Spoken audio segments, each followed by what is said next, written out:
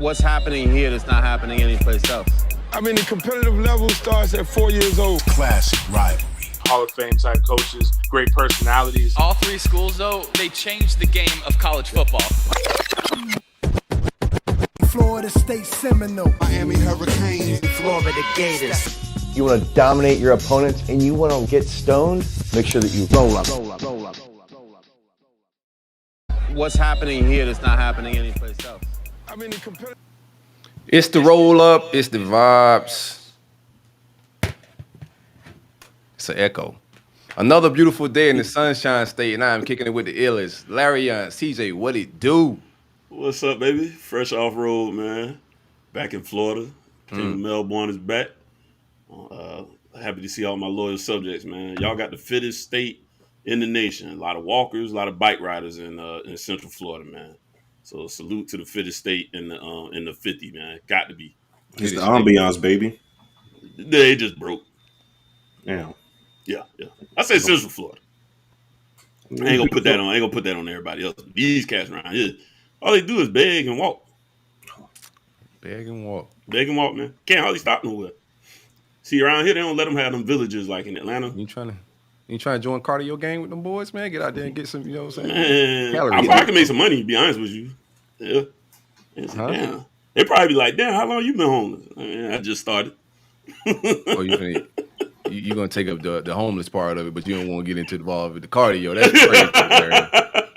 That's crazy. See what it do, man. You good? Yeah, man, chilling, man. I ain't got that experience, unfortunately. But nah, man, real good vibes, man. It's beautiful in Florida, man. It's been hot as hell, though. It's starting to get into that summer vibe. So you guys know I be on my weather vibes, right? So the other night, it was like 6 or so. No, it was like 9 p.m. Muggy as hell, man. I go out and take out the trash. It was that time of year, right? So I go out and take out the trash, man. I come back in. It's a light sweat. So, welcome to the hot Florida summers, man. Nothing like it. It's crazy. That's all the ribs been sweating up out of you, bro. That's all that steak and the ribs you putting on the grill, bro. That's wine coming back. Hey, speaking of, I gotta get back in that. It's been a couple weekends since I been on the grill, man. So I gotta do it for sure this week. But no, and speaking of the sun, man, I was talking to my homeboy about this. I'm complaining about it, but this past weekend I was down in Ocala helping my guy that coach at Vanguard High School, helping him out as far as working some guys out down there and things like that. But like once you out there, you're in that mindset, like that sun don't bother you at all. Right. It's totally different, man. Once you, I don't know, it's just football people in general, especially people down in the South, man, you wild a little different, especially when you get that mindset to get out there and grind in the sun and don't phase you. It's nothing. But then, a couple hours later, you're doing your casual stuff. Like, damn, it's hot as hell out here. Yeah, that feeling when you're done with the workout is the high that makes it worth going back, right? Oh, yeah. You know what I'm saying? Like that sun be beating you out. I'm telling my son that, like, think about when you finish this workout, that accomplished feeling and that high that you finish after a good run or a good workout. That's what you're working out for, and then the results when you playing ball. But yeah, it's hot as hell out here in these streets. See, the reward on the other side, man. That's in everything. Gotta go through a little pain. Gotta go through a little discomfort. If it don't hurt, don't work, baby. And that's what I was telling them cats, man. This is, in my opinion, this is the most important time of year for a football player.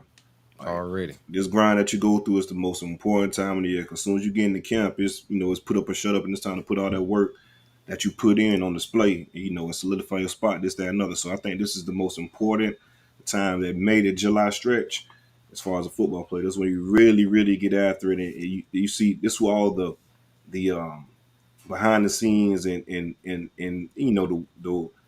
grinding on I guess separating from the pack, baby. Correct, literally, that's what it really is. Separating from the pack. Everybody else. This is where people see the touchdowns and shit. Yo. Oh shit, where you at, Silk? Oh, there you go. Now people see the touchdowns and shit, this, that, another, man. But all of this goes into that, man. This the work that goes into it, man. In my opinion. Already. Hey, man, shout out to everybody that's hanging out with us, man. The Rollup crew heavy. My man DK in the building. What up, D-Rob? Whole lot of Noles, bro. I ain't gonna lie. See, you, the Seminole energy has been phenomenal since you came on board, man. So shout out to them boys, man. They having a good year. Ace Wade, what it do? We hanging out. Make sure y'all pound that like button. Subscribe if you haven't subscribed. Don't be a hater. We trying to get this thing going. And if you're in Atlanta or North Florida, anywhere in Florida, man, and you got some downtime, you got some PTO hours, and you a PTO boy, you living like that a little bit. Hey, pull up on us, man. We in Atlanta at the Trap Music Museum. for our first official media day. We bringing some stars out, some former Florida Gator players, Seminole players, some Cane players. So far we have Ernest Graham and his son Miles Graham pulling up. Former linebacker Johnny Rutledge from the Muck got a little crib action going on. Brian McFadden just hit us up saying he was going to pull up for Florida State. And also Rollup alum, he was with us a little bit. We also got Tony George, another Gator. Some more names we're going to announce. We're going to sprinkle out as we get closer to the show. Also George Foster. So any Georgia fans that may be tuning in, or if you know some Georgia fans around the Atlanta area, spread the word. Let them know to come hang out with us. You know, we're doing legendary collaborations, man. We're going to continue to blur the lines between art, music, and culture. I'm with my guys. Shout out to Lion. We finna film an absolute movie, man. Yeah, man, it's going to be a dope event, man. Make sure you guys come pull up. We have food as well. Hellcat Kitchen. We have a food truck that'll be pulling up in the parking lot. Real good food. The variety menu. So check it out, man. So we have food, trap music museum. Offers going to be having a bar as well that you can purchase drinks. So we're gonna hang real good, man. Yes, sir. With us. Yeah, big drinks. You know, opportunity to rub elbows. Museum, but it's also some vibrations in there. We got a DJ. You guys be seeing those Philly cheesesteak egg rolls around. Y'all been seeing on the top. Yeah. I want to try those, man. I seen that on the menu for here. I might have to for myself. I know you got that shit vegan. Different. Yeah, you got some vegan shit too as well. Okay, man. So, you all right with me then, bro? Right. You gonna fry it in the same oil? You fry it in the same oil. It ain't vegan. I'm about to call it. Man. That'd be funny. Call the city health control. Whoever the people that control restaurants. This shit got a little steak taste to it, man. Right? I remember this. Right. We also gonna be dropping our website. So a lot of what's going on at the Trap Music Museum, we're gonna do. It's gonna be surrounded by our website lunch as well. Rollupnetwork.com, rollupnetwork.io. It's gonna be two different links that'll take you to it. But we dropping that as well, July 1st, man. Any advertisers, sponsors that want to be involved, any vendors, product placement, you want to be in our recap videos, anything you could think of, you want to advertise with us. Like I said, it's a networking event.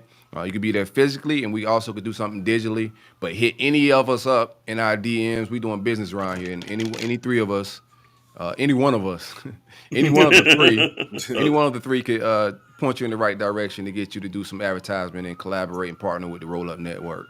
For sure, y'all gonna love the website, man. We got to get a good look at it. The other night had a cool little conference call with the designer. Man, this is a really beautiful experience. The boards are gonna be really fun because you know them other boards, man. We're gonna let you live a little bit. You know, hate will be. You will have to go for hate speech and stuff like that, but we'll let you fly a little bit, man. You got to use all them symbols and stuff. It's gonna be the culture, man. It's gonna be us. We moderate. And it's a show. It's a platform for the people by the people, man. We up the cloth. We're not gonna be corporate. We're not gonna be doing clickbait to get y'all, lying to y'all to get y'all to click on something that and pay that bread for nothing. We got real information inside the heat. We have guys like Ace Wade and different guys from around the big three. If you're a content creator too, holler at us. If you're trying to write, make short form videos, we trying to power up, make something for the people, by the people. You know what I'm saying? Staple something in the media, sports media culture that's different. You know what I'm saying? We're gonna build it right in front of y'all. Yeah, and I think I'm for sure I'm probably get out to a couple practices in the fall, man. So yeah, definitely tap in. I will be probably dropping some live nuggets as as we go on throughout the day of the practice, just to give you guys a little something. Make sure you got your visor on, man, so you can hide a little bit. I want them haters on you again. Oh no, them haters don't matter, man. I see CJ right now with a whistle. Yeah. Knees up. When you face good with Mike and the don't, man, you know what I'm saying? There's no pressure, man. That's all right there. Tell the don't right. I say what's up, man. That's the only long as the face good with the head, man. You know you good, right? You walking tall. You I like cool to don't tell him man don't block me, man. Yeah, man, cool to don't. I'm gonna holler at him, man. Tell him don't block me, man. You gonna say hell no. Real talk though, since he was from, I'm froze. I'm gonna refresh him in a second, but he's from Tallahassee, so and I went to school with all his nieces and nephews. Just it's a Tallahassee, small town as it is, so definitely know Ron familiar with him from just Tallahassee itself. Put a word in for me. Tell him I'm a good guy, man. I'm block silk. Right. He's a hell of a shit talker, man.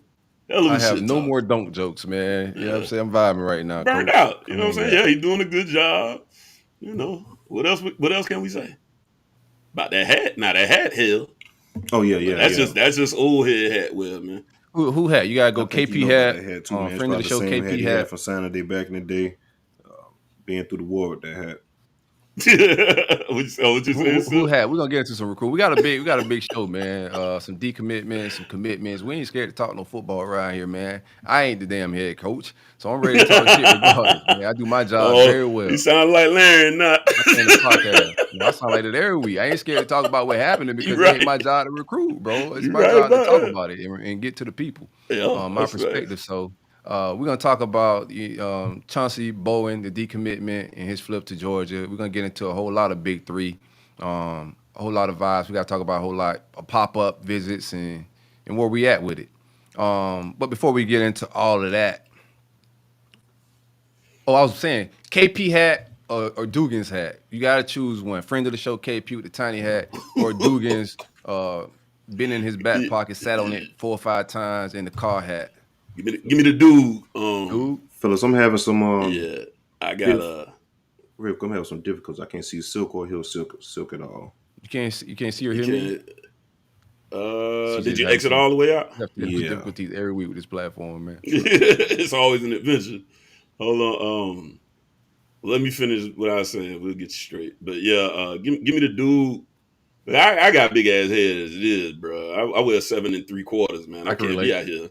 Yeah, I can't be out here with no little ass goddamn hat on my head. I much rather look like I just left the Marines, because them boys like to cave in the front of their shit. I much rather look like that, or I'm a Marine, because there's no such thing as a former Marine. They'll let you know that the minute you say that.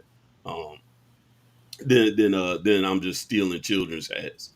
Plus I'm bald, so it'll slip right off. I can't rock with that one. I was talking. I seen Lion hit me up and said, "Hey man, you need to check your IG comments." That man Groove in the comments talking about, I ain't knew Silk Head was that big. Is he banned from lids? I got it's a big ass head, but it's a big brain that bitch too, Groove.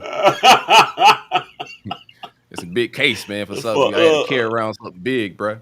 All right, let's get into the show, man. We gotta get into some big three. You wanna see? See, you can hear us? Shit, I don't think he can. Yeah, I can hear you. I hear you. You hear Larion, but not Silk. All right, let me get it going. Let me do the ad read. I think the people can. Let me do the ad read, and then I'll refresh, and we'll get it going. And one of you guys can start while I refresh. I want to make sure CJ can hear me. Okay. One time for the great folks that take a VayCay, be sure to visit takeavaycay.com. That's what keeps me calm a little bit, man. I don't blow trees on the show, so CJ, you got to mute, baby. Mute up real quick, CJ. He doing ad read. Yeah. One time, like I said, for the great folks that take a VayCay. I always pop a gummy before the show. I don't smoke on the show no more, so my vibe is 1 or 2 gummies, and that'll keep me on cruise control until we get up out of here. They have gummies in the flavors of blue raspberry, kiwi, watermelon, and pomegranate. They also have vapes in the flavors of cherry pie, bubblegum OG, blue dream, and strawberry. If you're into like sleepy gummies or anything, if you got to pass drug test, sleepy gummy is probably the best thing for you, right? They have sleepy gummies, which is all natural botanicals, is derived of ashwagandha, lemon balm, and melatonin. All this is federally legal to your mailbox. Nobody's gonna pull pistols on you, none of that, man. Discreet packaging. Your mailman, the neighbors don't know what you got going on, man. So roll up at checkout, takeavaycay.com. All right, let me refresh real quick. CJ, get into your bag, man. Follow right back up with y'all. All right, see. He said go ahead and kick it off. He gonna refresh so we can get, but you can go ahead and kick talks off. Cool. Let's jump right into it. It's been a pretty big weekend for the FSU fan base. So first off, we had the elite camp this past weekend, and yeah, there you go, bro. I don't know what it was, man. Little glitch. Yeah, we good. So I kick it off, fellas. FSU had their elite camp this past weekend, and there was a lot of big names, man. It was a plethora of 4 stars, 5 stars, a lot of 3 stars. I'm not going to get through the entire list, man. It was just too many kids to name, to be honest with you. I'm gonna give you guys some headliners of certain names, and then go from there. Luke Promohawk, 4-star quarterback commit. Cam Davis, running back commit. JoJo Trader, 5-star receiver from Chaminade. Cameron Coleman, 5-star receiver from Alabama.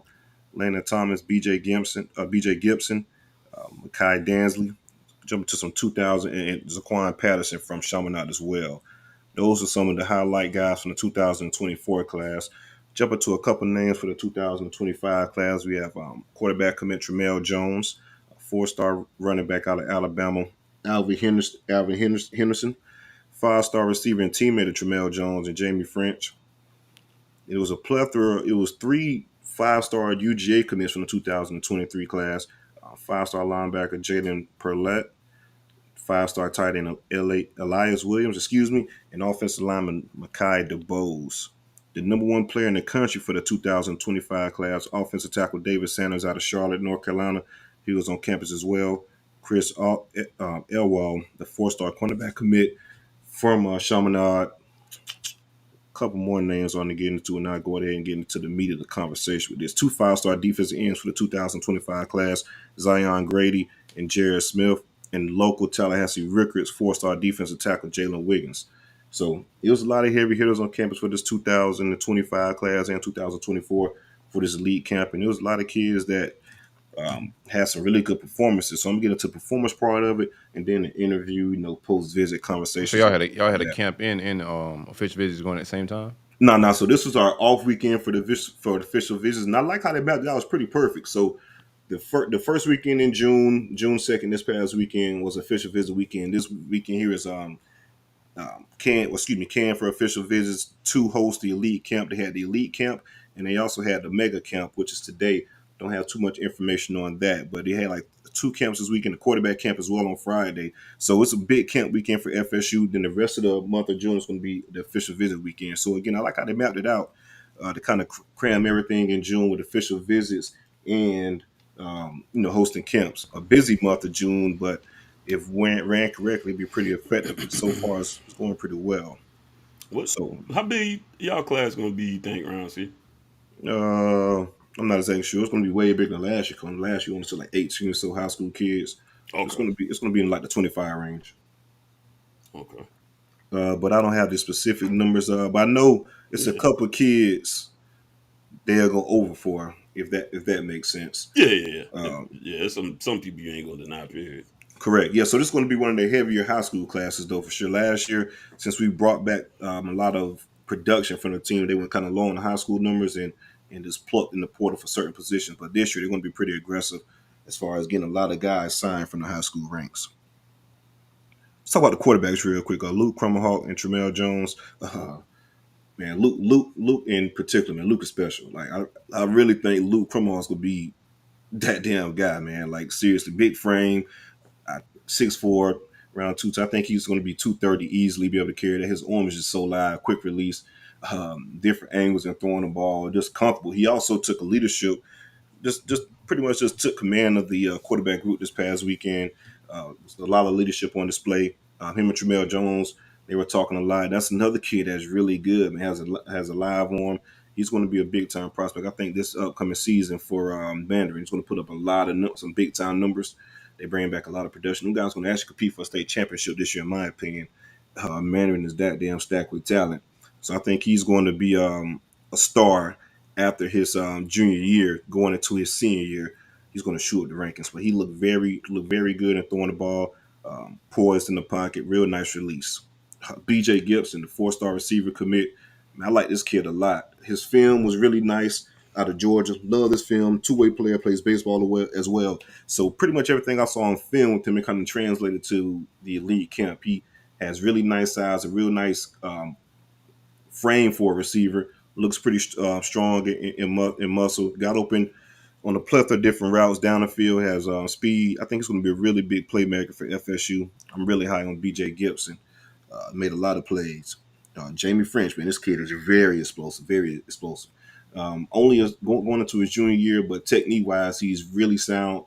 It was a clip on the timeline where he stacked the receiver real quick, got off the line, real nice move off the line real quick, and wasn't even wasting movement either. Stacked the receiver, got back in his route, and just put his head down and geared for the go route. So he's being taught pretty well, that Mandarin. I like this kid a lot. Real explosive. real explosive. He's going to be a big time playmaker. I think it's currently down to us in Alabama. FSU's in a really good spot for French, teammates with Tramel Jones and just some other ties to FSU. So he's a guy that looked really well. Also, Cameron Coleman, 5-star receiver out of Alabama, made a plethora of plays as well.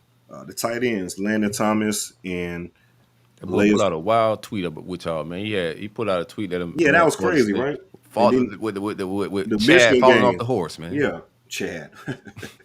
That was the Michigan game. And I don't know, that shit was kind of weird, but he made up for it, the conversation he had after, man. But yeah, that shit was a weird damn tweet to say the least. What the hell you got going on, kid? Read the room a little bit. Right.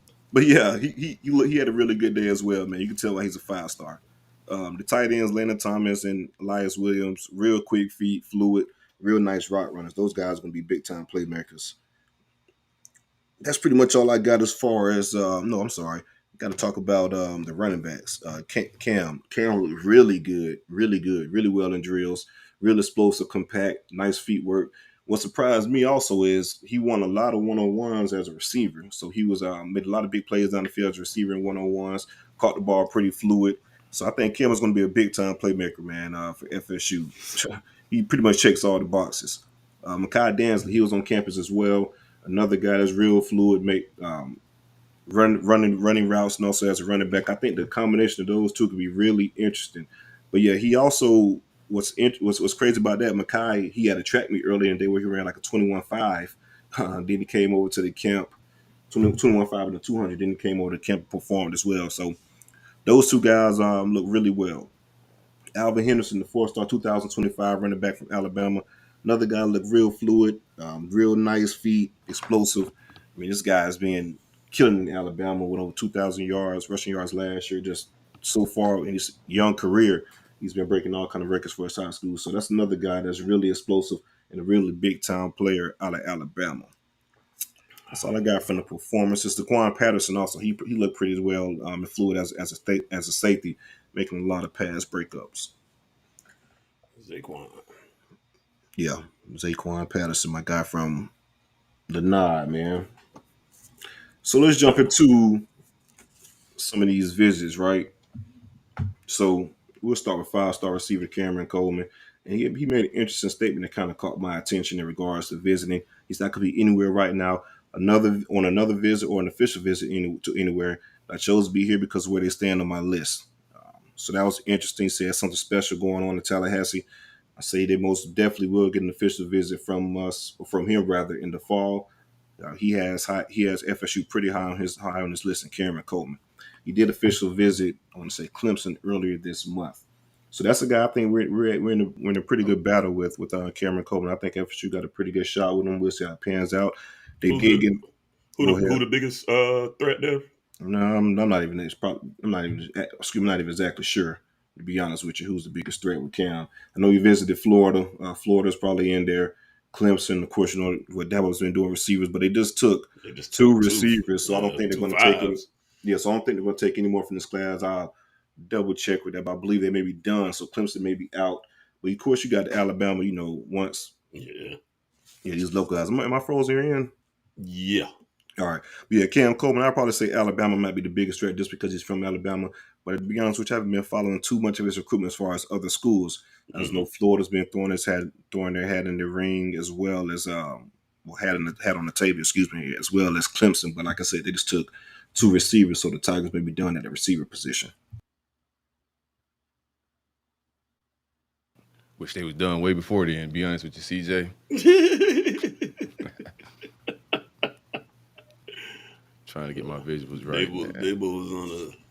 They was furious, man. Nah, he was, man. But seriously, I had a conversation with someone on staff after the season, and he pretty much said, Dabo had a heart-to-heart with the staff, let them cats know, man, if we don't get no results on the recruiting trail, on the field, this, that, and another, man, it's gonna be a lot of changes. So Dabo was definitely pissed off with how the 2022 season, and then 2021 as well. For the past years prior to that, they've been dominating the ACC and being in the top 4 in the playoffs, and they missed the playoffs the last couple of years. So I guess he feels a little slighted in regards to that. So he's taking this 2020 season pretty serious. That shit don't matter, man. You kind of need to. I feel him like. Oh yeah, you need to because you know what's coming. Yeah, motherfucker. I'm talking to you. You know I'm about to run down on that shit, man. You know what's coming, man. You feel that pressure. Talk to your coaches, Dabo. You feel that pressure. I'm gonna tell you, we ain't talking about Clemson with the same reverence we normally do. We know they're still good, obviously, because they've stacked enough talent, but they ain't quite as scary as they used to be. Correct. So, I get it. You got to kind of reinstill the fear of God, if you will, to the rest of the football world. Because we didn't even have as many Dabo jokes, like the off-season stuff. They wouldn't even got time for silly press conferences, talking crazy. I ain't trying to hear that shit nowadays, man. So I kind of like Dabo getting in his bag a little bit. We ain't in too much competition. People forget though, Dabo has always been an elite recruiter. Always. Personally, he's always been an elite recruiter. I know he's had with NIL, when NIL came in the conversation, it's been a little weird for him and Clemson as well because how he views that stuff, but it's just as far as just pure recruiting, Dabo's one of the best in the country for sure. Already. Yeah. Micah Dancy, the 4-star running back, like I was saying, just speaking about him and where FSU stands with him. So he learned a lot from Coach Jack this past weekend. She said Coach Jack usually keeps it real with him, which you always know which side you are going to get with him. You picture him, the idea of playing with Cam together, just kind of pairing him, and in my opinion, just how it's sounding, it's like a Trey Benson and Lawrence Tour Philly type of deal, but a little bit more souped up in regards to Cam and Micah in regards to their ceiling and their athletic ability. Lawrence Tour Philly is a guy that we use in the running game as well as the passing game as far as matchups.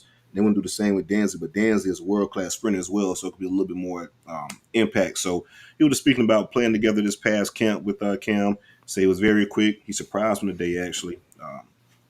With him being a versatile running back, I feel like it's going to be hard to stop us if we're combined. He did say if they combined to play with each other at FSU.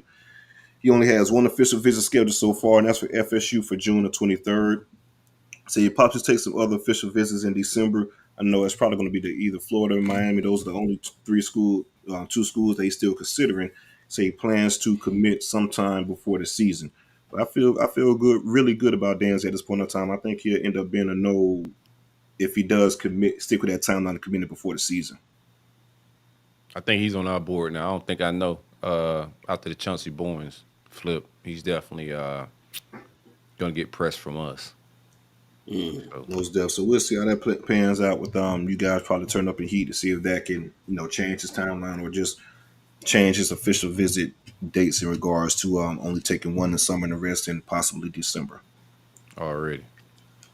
All right, JoJo Trader, guy we've been talking about a lot. He's been on campus. He had another great talk with Mike. So he didn't talk about football at all. Didn't participate in the camp because he's nursing an injury that he suffered during the season. We say he learned a lot from his watching. Learned a lot of drills from Ron Dugan. Said he's going to take over to show him out this upcoming season. Coach Guy, who was our receiver assistant, those two are very close, not really close. Coach Guy was a former coach at Pace High School in Miami, which was JoJo's former school. I'm saying FSU is definitely firmly in his top 3 and will take an official visit this December. So, yeah, I think JoJo's going to go the distance. We'll see how the season plays out. I'm pretty sure he's going to take an unofficial visit to Tallahassee again for the Miami game to, see us do what we do in person. Yeah, make sure his mama know you there. Yeah, man. We got some more mamas up. I'm about to talk about another mama next, man. So we had all the mamas on campus. I know Miami might be a little pissed right now, talk. Yeah, man. We had nothing but moms this weekend. Moms this and moms that. Some dads too. Yeah. Yeah, shout out to the daddies for showing up, man. Hell yeah. Change the narrative, man. This mom here was with the kid, so she knew where this kid was at, right? JoJo is y'all a real threat. My take on JoJo for us is, I think he's interested.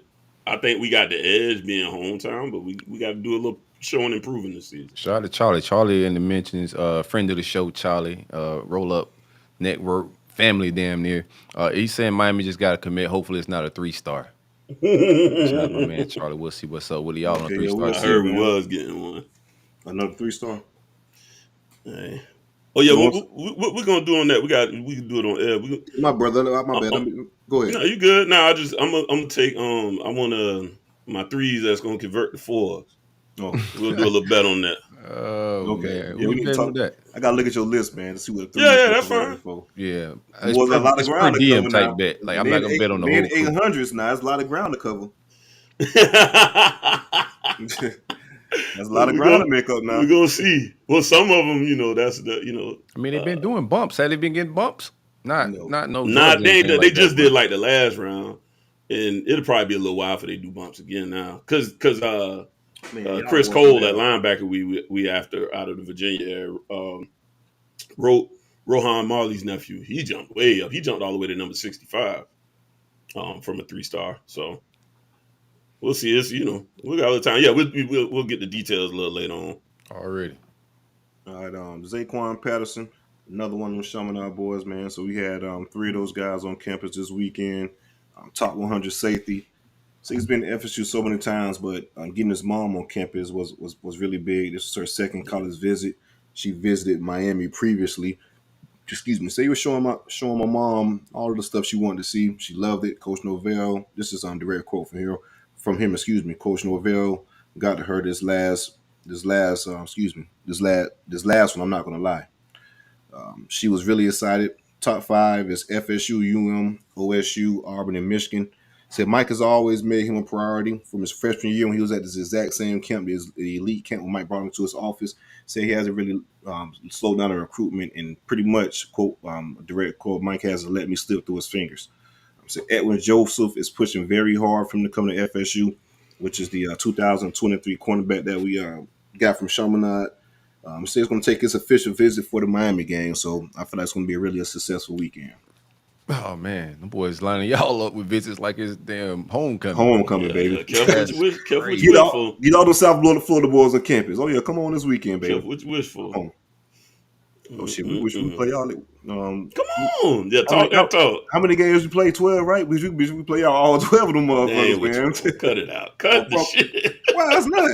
I wasn't talking this shit when we stomped y'all about 42. You should have. Seize the opportunity. Because I know at any given Saturday shit can happen. But it's all good. We're a lot better than last year. That's my point, though, brother. We're going to be a lot better, too. But carry on. Shout out to Lot Boy. He said, actually, it's a 2-star. Right? Oh, shit. What? I'll definitely take whatever bet. They ain't know they still gave out 2. I thought they just stopped at 3s. Really? I'm about to say, really? Is there any such thing as a 2? You go from unranked to 3. That's the protocol. Pretty much, yeah. That's exactly how it go. He just talking shit. It ain't come through yet. I got my finger on the refresh button. But yeah, I think FSU did a really good job this visit with Patterson, especially with his mom. It's always good to get moms on campus and kind of get them. That's right. On boat. So we'll definitely see how that plays out. So he's going to take that official visit for the Miami game, and like you said, it's FSU, Miami, Ohio State, Michigan, and Auburn. Out of that list, I'd probably say Miami is probably the biggest threat. I'm not really sure about Ohio State, but just off the list, I'd say Miami. But again, though, I think that the season's going to take care of a lot of that stuff. All right. Goddamn real it is. We doing tailgate again this year? Oh, absolutely. Oh, yeah. Got you for that one, now. Absolutely. Let's make a show. I love Tallahassee, man. Me and Tallahassee got a lot of history, man. A lot of good times out there. Last one in regards to this weekend, and we're going to wrap it up from my point of view and then kind of jump into next. Let you guys do your thing.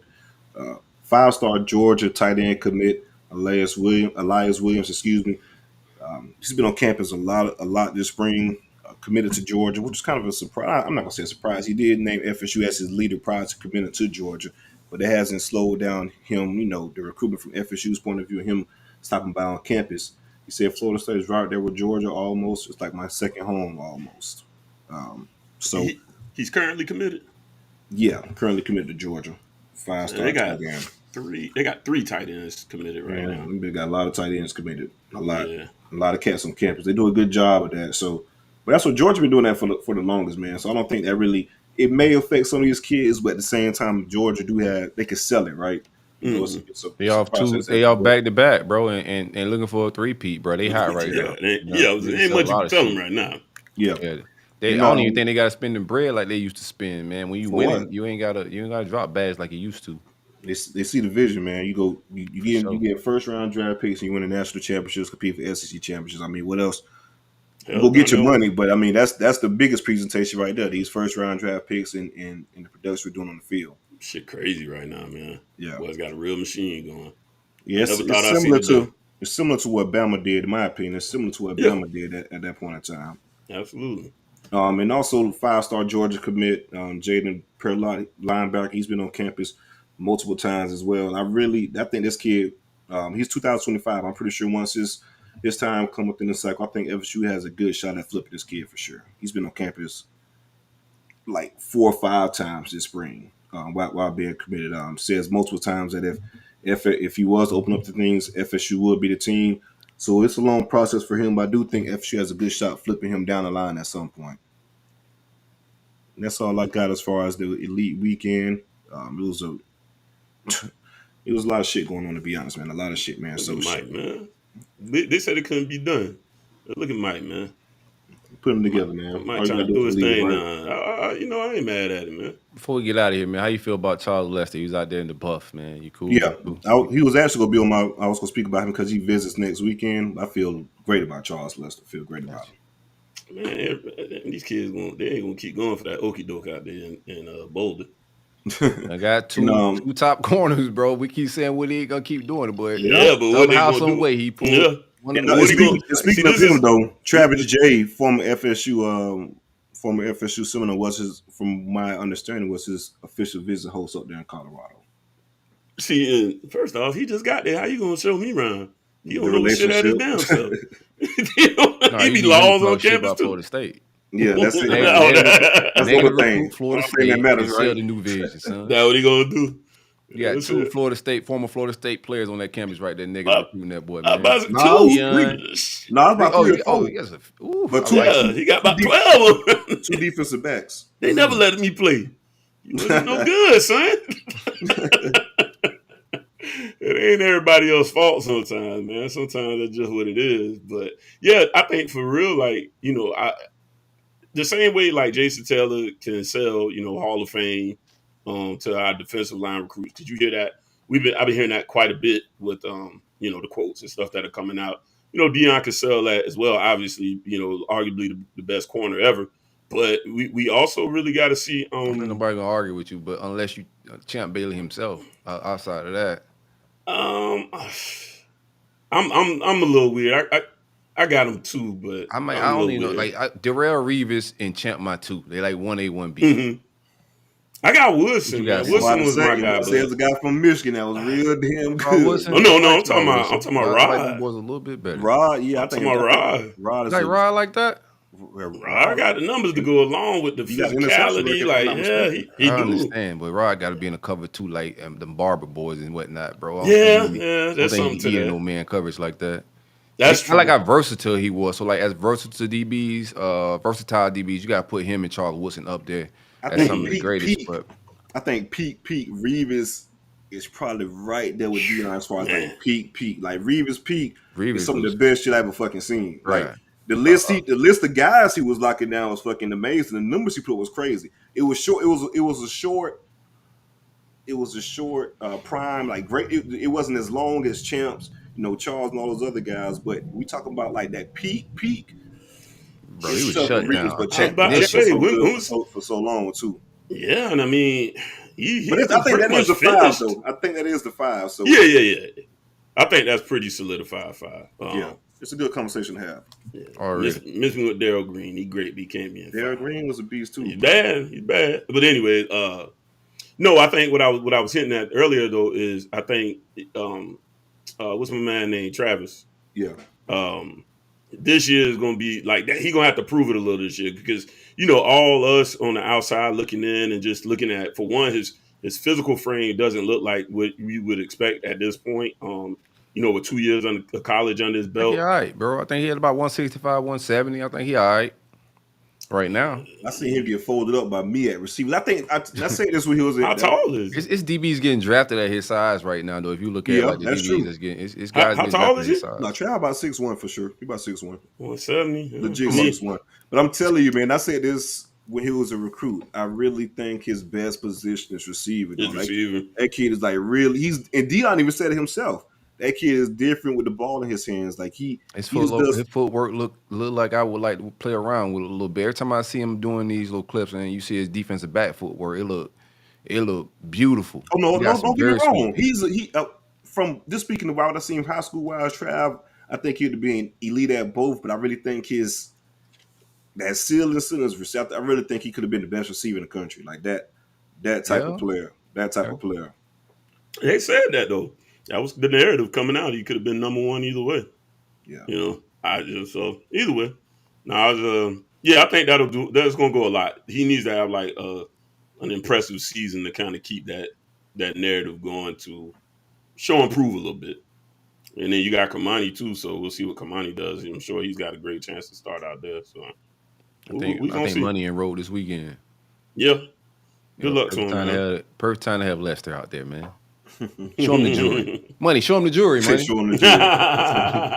show him the luggage, man. Show him the nice luggage I got you, baby. No. I need Prime to pull one off for me, man. That's Damier. Florida State fans was on my ass about this Chauncey boy. I need a luggage. Get back. Well, I saw that thing. I said, oh no, that's rough stuff, man. That's mean spirited. It happens, man. Oh yeah. Like we say, it's the big dogs. It ain't, there ain't no slouches. That was interesting, man. Especially that's our first flip casualty on the Billy. We lost some head-to-head battles, but as far as flip casualties, I think that's our first flip casualty under his regime. You want me to get into mine? Let me get into either way, I'm good. Yeah, it don't matter. I get to my big three talk. Shout out to Alan Horne and the great folks at State Farm Insurance. Be sure to visit AlanHorneInsurance.com.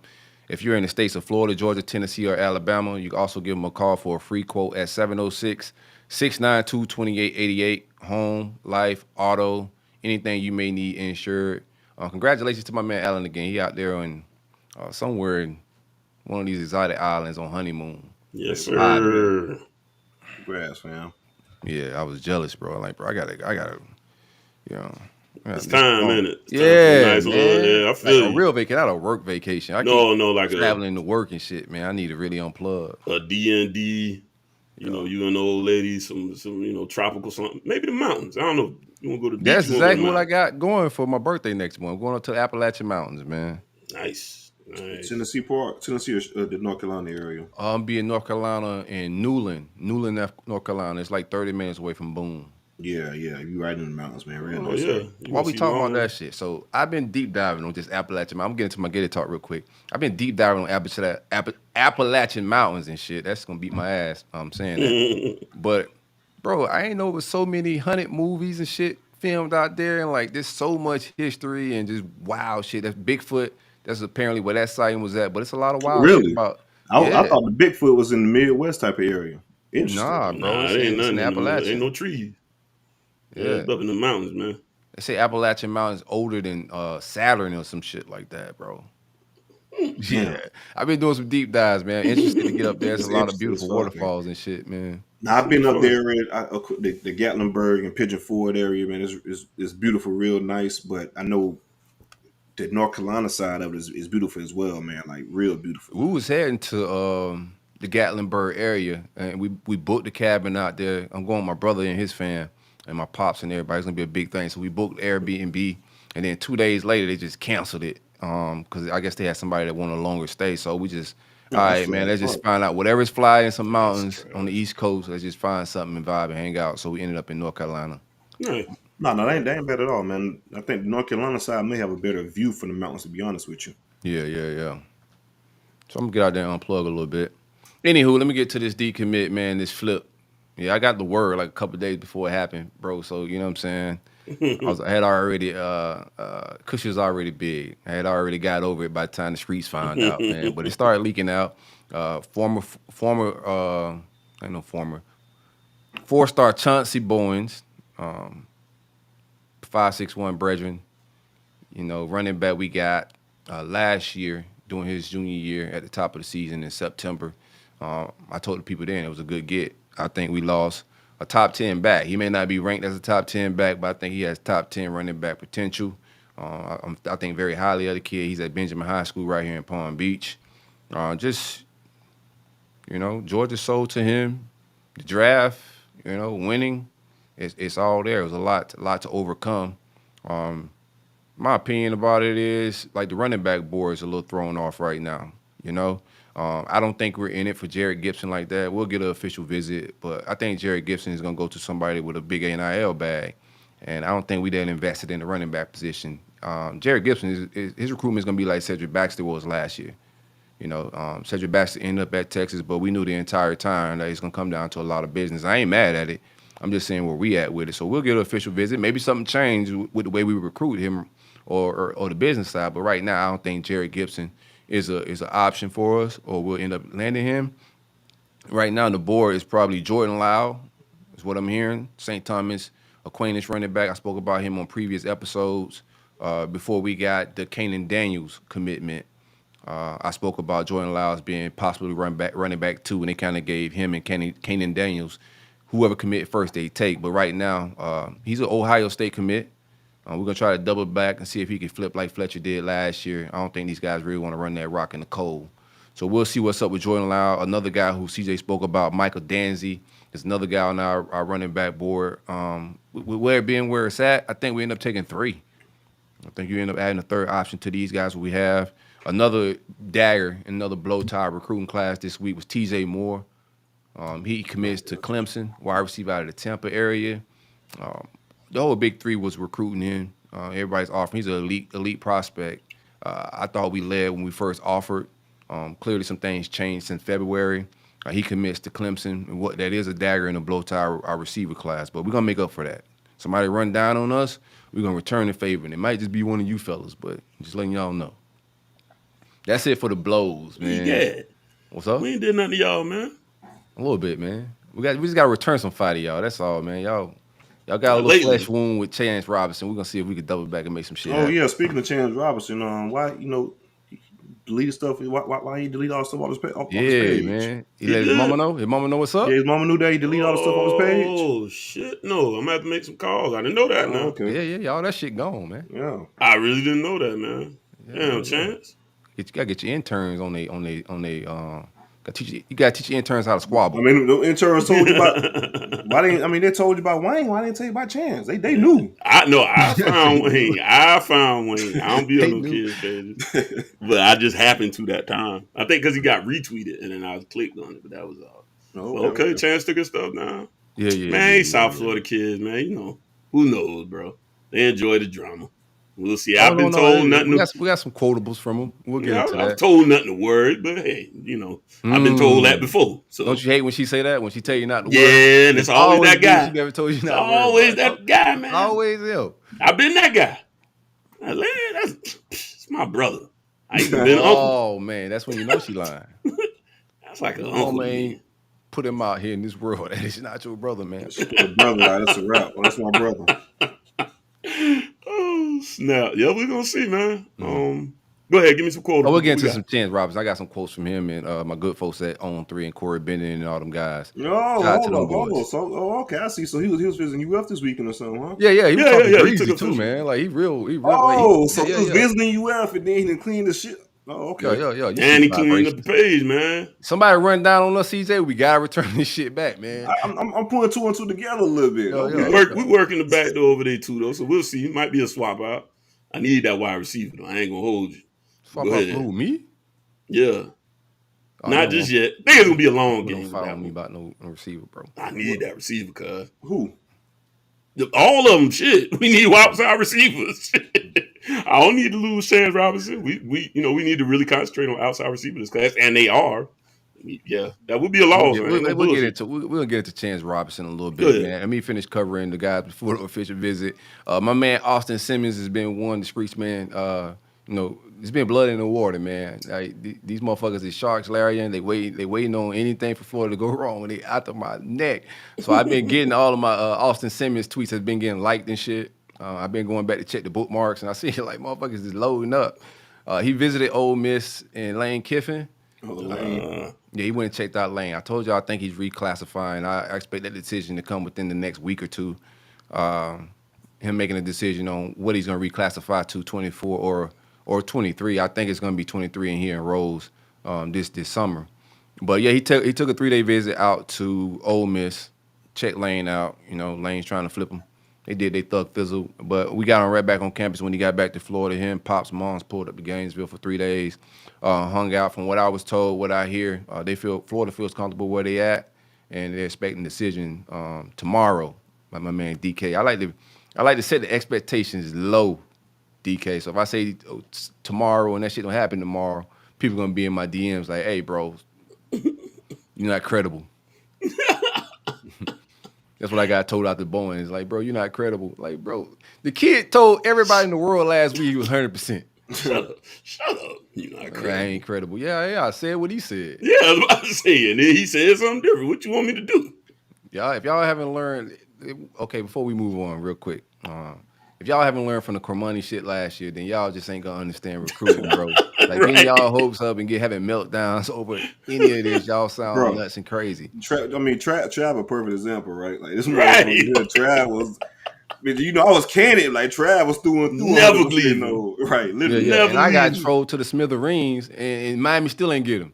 Right? You know what I'm saying? Like, And yeah, we get them, and then like, come on, bro, it's part of the game. part of the game, baby. Don't take it. You know, you're not recruiting them, bro. It's not You're just a personal. fan. It's not Yeah, your not first for me. rodeo fault as far as father recruit. It's not your first rodeo. Right. And here's another thing too for this fan, and I'm gonna move on. For the fan that in my mentions, or the people that are like questioning these kids' manhood and if they're men for how they flip or how they handle business, I think that's sucker shit as well. I'm just gonna keep it all the way a bean. I don't think he flipped in no malicious way. But when these coaches make a decision to leave, like I'm behind the scenes, so I watch these coaches recruit players knowing they about to take another job right after signing day, you know, and everybody involved know. But they're selling this kid on the vision and being there. They're not being honest with the kid and saying, hey, I'm not going to be the one that's coaching you. So when these kids make business decisions and go whatever, obviously I want them to be a Gator. But at the end of the day, these young men making a decision, you know what I'm saying? If you ain't had these opportunities, don't judge from a seat that you never had, bruh. You know what I'm saying? A few people might mention questioning these dudes' manhood. Don't come around our culture telling people how to be men. I think that's unmanly itself. Like questioning somebody That's else's emotional, child. bro. It's right, emotional. yeah, that's some unmanly shit, bro. Like, it's recruiting. Get over it. Be all Yeah, right. and you got to use, just to piggyback real quick, you got to use, you know, young men, very loosely. They're just entering adulthood. So think back when you was 18. Come on, man.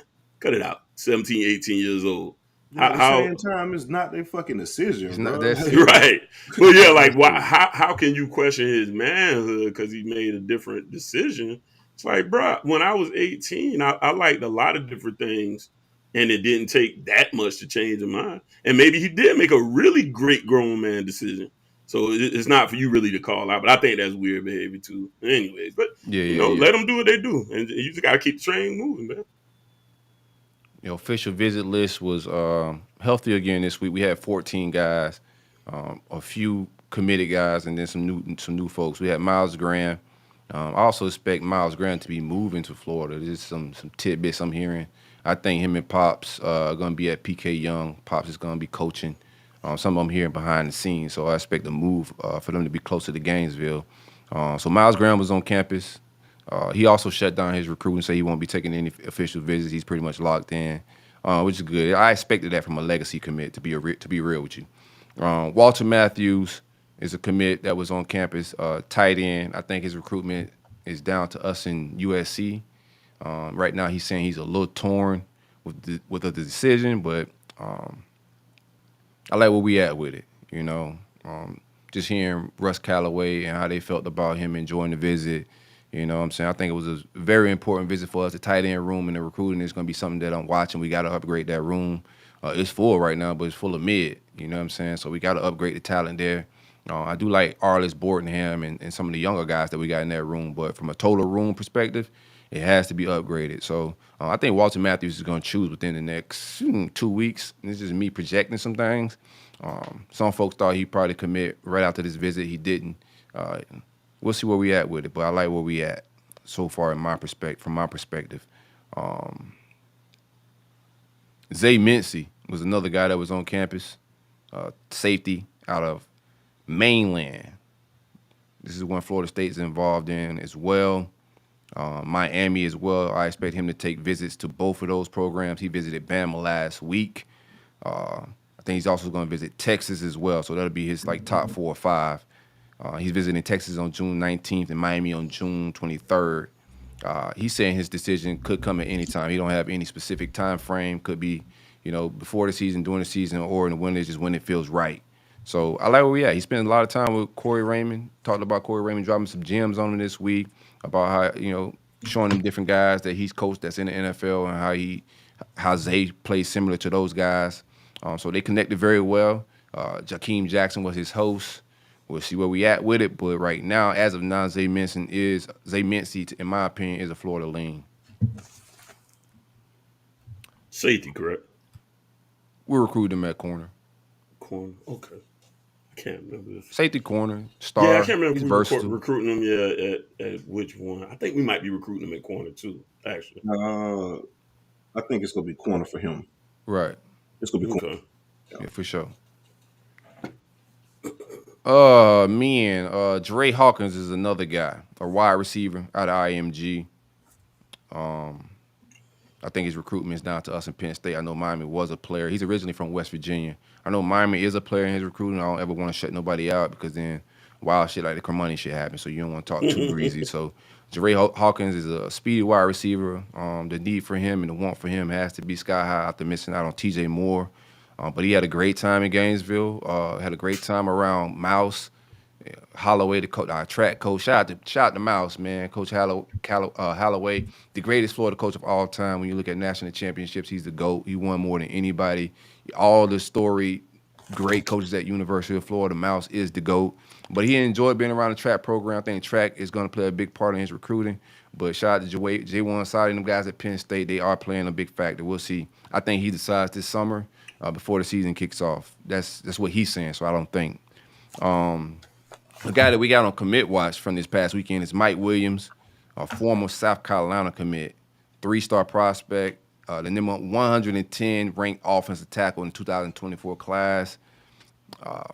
He lives in Maryland. Both his parents live in Orlando. So when we made the offer to him, that's when he decommitted from South Carolina. There's some others involved, but right now I think he ends up popping in the next few days. We'll see how it all plays out. Miami was recruiting him, Michigan State, and also Virginia Tech was in Maryland, was in Tennessee, was his previous top 5 when he dropped the top 5. Justin Denson, the defensive back I've been talking about for months now, out of Rhode Island. He had a great time on his visit. Shout out to Bama for being, for killing our vibes a little bit. Kids on campus, they put him on commit watch. He said that he may commit on his visit. And then, what's my man's name? Travis Robinson, T-Rob. He sends an offer to the kid while he's on the Florida visit. So the kid's on the Florida visit. He tweets out, I just got a Bama offer. And like, these motherfuckers is greasy, bro. That's funny. And messed up my whole shit, man. But he did leave the visit saying that he may be back next week. He was planning on originally taking a visit to Michigan State or going to Bama, but he said, and I quote, I don't know yet. I think I'm going to be back down there this week. And I think I might. I don't know yet. That's pretty much how it read out. So we'll see how it all plays out. He said we're definitely number 1 right now. We keep him off Bama campus. That'll be a plus. But with that Bama offer, he makes a Bama visit. It also bump his ranking. They value that type of shit. But kid had a great time enjoying the city. I think he's going to be, he's going to steadily go up the rankings. He's not from a football-heavy area, so his competition is definitely hurting his ranking. But he camped plenty this summer, and everybody's saying he checked out. He fits the mold of what Corey Raymond wants, long, lean. He said he's playing corner. He's a 6'2 guy. Our DB board is pretty thick, so I think it's going to be I think they're going to do the same thing they did with the running back board and kind of tell those guys, hey, this is the board, but it's first come, first serve. Once the numbers is up, it's up, man. So I think that's the vibes right now when it pertains to DB. Shout out to Corey Raymond. What you giggling at, bro? Oh, my bad. I thought I was muted. My bad. Since you laughing, let's go ahead and talk about Chance Robinson. So I found out who the commit was. That's why I'm laughing. Go ahead. Might as well. He transferred from like a transfer a from portal Louisville. linebacker. Yeah, I saw it too. Oh, nothing to talk about. no, we're gonna talk about it. We gotta talk about it because people want to yeah. hear about it. Talent acquisition. Mm-hmm. Chance Robinson was on campus.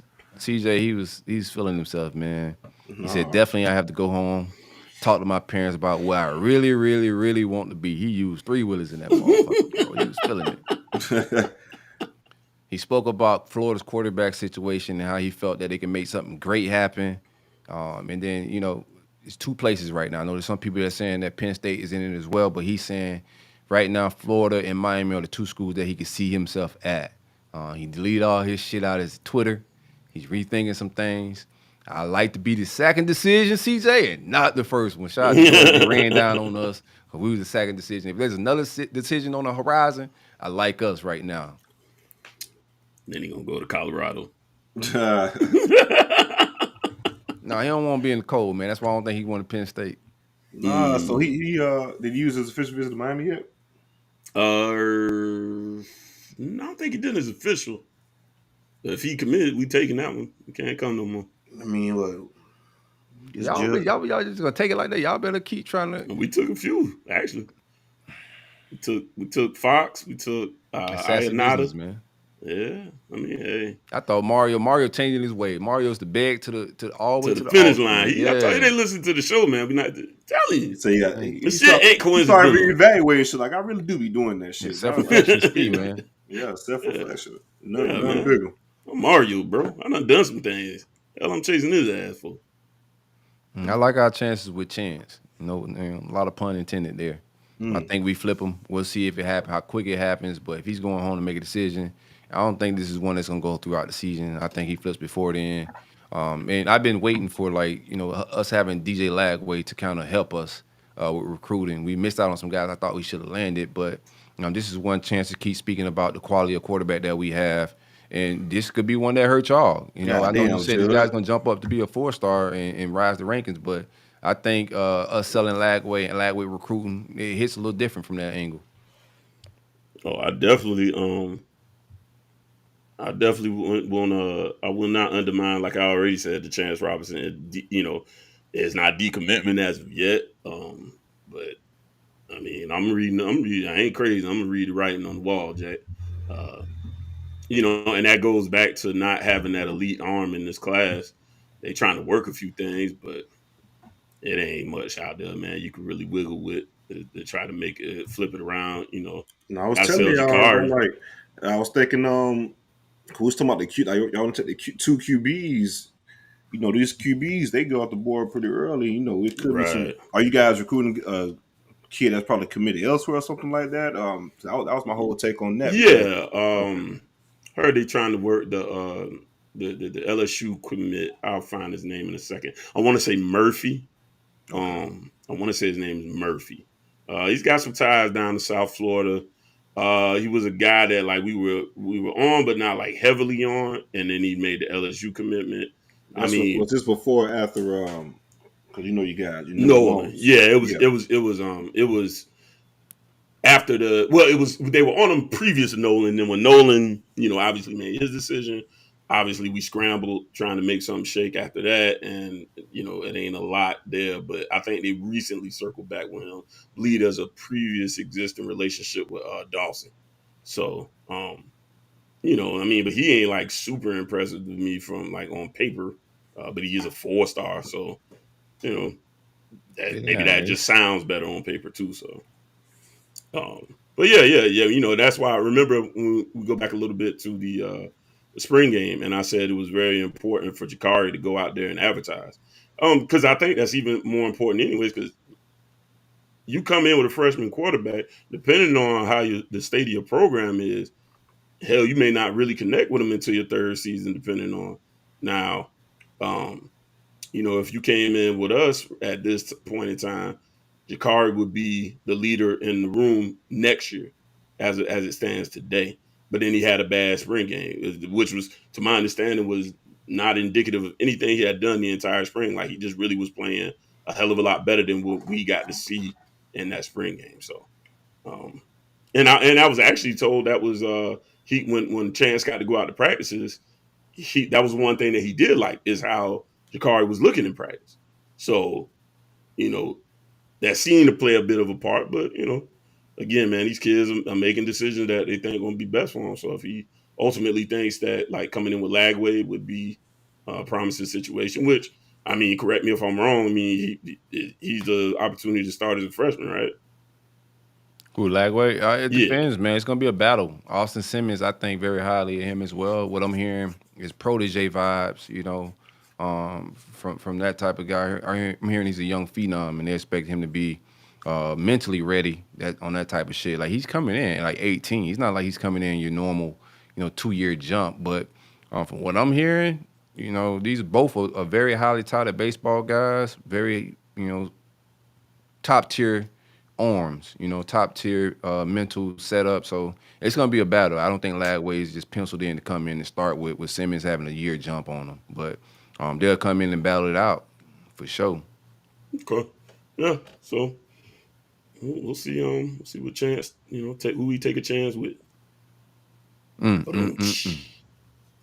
Another guy that was on campus that popped up last minute, Caleb Odom, which is a tight end. He's recruited as a receiver for us. Most of the countries recruit him as tight end. He's the number 3 ranked tight end in the country, number 37 overall ranked prospect. If we could land him somehow, right? Shout out to Wiltfong, friend of the show. Steve Wiltfong put in a crystal ball for him last week for Bama.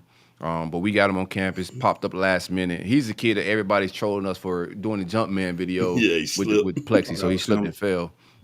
But he's a 6'6" guy we're recruiting in that Kyle Pitts type situation. This definitely would make up for TJ Moore if we can land a kid like that. So like that he popped up last minute. We'll see where we at with it. Didn't foresee that one happening. Didn't know who was in his recruitment. Man.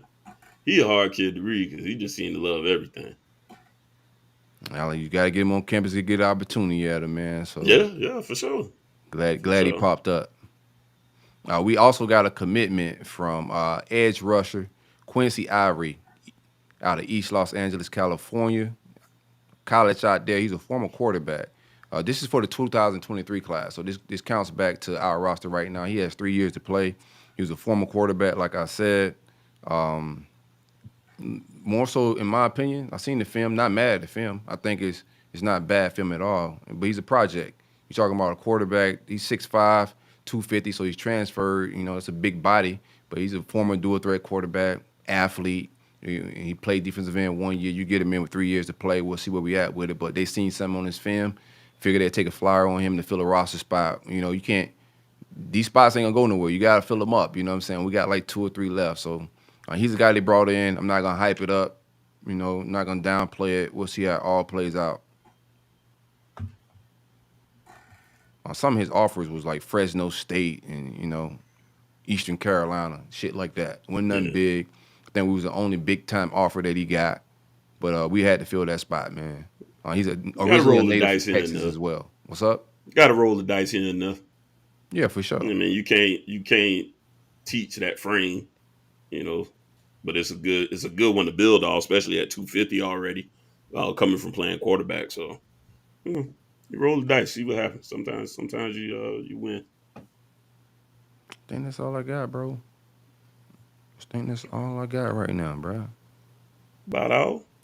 That's all for the official visit weekends, man. Think anything, just chime on in. I guess I get the elephant in the room, man, since it's done started off. We got a commitment just now from KJ Cloyd, linebacker from Louisville. He's a grad transfer. Didn't seem to play very much at Louisville last year, but of course, he's Derek Nicholson coming from Louisville. That's the connection there. So he'll know, so I'll allow it. He's a grad transfer back up with no experience. Something like that. A lot of shit going on right there, bro. So was it any point in time or any season where he played, made any decent like production or something like that? He been there for like 5 years, bro. We got something good, right? Hold on, man. I'm see if I can put some sugar on this shit. See I if got to can spend my 3 years to play, CJ. You know look what at I'm that. saying? See if I can knock some of the stink off this turd. Let's see. Appeared in 36 games, total 326 snaps. 71.8 against the run. 70 pass rushing grade. That's PFF grades. I think last year did he get hurt? Let me see. I think I read that last year he was injured. Let me see. I don't see. Well, I don't know because, like I said, it just happened. So I'm sure he'll be the last. Yeah, time to get your lives together, bro. I hate Nah, when it yeah, happens. I know. I don't want to lie. Man, I as had soon as I time got for my the, shit. soon as I got the text, I was like, man, please, like, why y'all even tell me this? I wish anybody know this was happening right now. No, man. No. I'm just. I mean, they kind of been. They haven't adamant about adding another veteran presence in the linebacker room. We added a really good class. This is a real young class. So I guess they just want to get another old head in the room. I still don't see. I mean, I guess he'll probably get some backup work. But I think our linebackers are going to be pretty set with Maui Goa and Basaint. So Man, you know how good it got to feel to be in Louisville. You ain't played ball all these years, right? And then Miami call you and say, hey, man, we got a spot down here for you. Like, oh, my God, I can go do my grad school at Miami for free? what up, hey? Sign me up, baby. Hey, man, I would take the deal in a heartbeat, Jay. Yeah, you enjoyed the blessings of Louisville, Kentucky, which anybody, either y'all ever been to Louisville? Yeah. Nah. You have? How is it? I don't know nobody ever been to It's been Louisville. a long time, but it was pretty. It was okay. It was more so passing through, but people who played there and people like familiar with the program say, man, Louisville is a real dope ass city. Like the hang, I haven't actually hung out with this past, like I said, but a real dope city to hang out. Real vibes. It's one of the biggest cities in Kentucky. The university is pretty nice. So Louisville is pretty nice, though. To be honest with you, from that standpoint, once you really get there, you're like, well, damn, this shit is kind of It's the surprising. Miami or Kentucky? Miami, Kentucky. Man. Gotta be. It's got to be that much. They, remember, shout out to Taylor. Taylor said that Knoxville was the Miami of Tennessee. Tennessee. Some fucked up shit in Tennessee. Miami is the Miami of Miami. Even like South Floridians be like Miami, not even Florida. So you know, a lot of people say that. But anyways, yeah. So that was the commitment. I guess I'll keep it rolling with the other commitment we did receive during this official visit weekend. My man, what the hell happened to my notes? I'm forgetting names. Hold on, my bad, fellas. No, man. You got What's his name? Oh, Cameron Pruitt. Yeah. He's listed as a linebacker safety. He's a 3-star composite. He's 4-star on 247, but you know we go composite. So another 3-star to add to the stack. Hey, all stars matter. Let Man. them bitches like Infinity Stones. Yeah. All stars matter, baby. We got a 3-star gauntlet going, man. Mario, I know you listen, right? You know I got a bet going, right? I'm not saying they're not talented, but give me a few more stars in the room just so I can win the bet. Mario said it's 22 better than the cap gun, man. You gotta take them out, you can get them, baby. But no, I actually like this kid. It was said to come down at the end between us, Florida, and Missouri. Was his top 3. Like I said, he's going to come in and play linebacker for us. They got him listed at like I think 187-ish. He may be a little bigger than that right now, but I did get to watch a little bit of his stuff. How tall is he? 6'3". 187? But I think he's a little heavier than that. From what I could see, okay. I would put him at a little over 2 from what I'm looking at. But I don't know. Okay. That's lighting ass, boy, linebacker, ain't it? He's violent though, man. I will say I like watching this film. He's got good sideline to sideline. They drop him down a lot. He's a safety, but that's why I'm assuming they looking at him as a linebacker.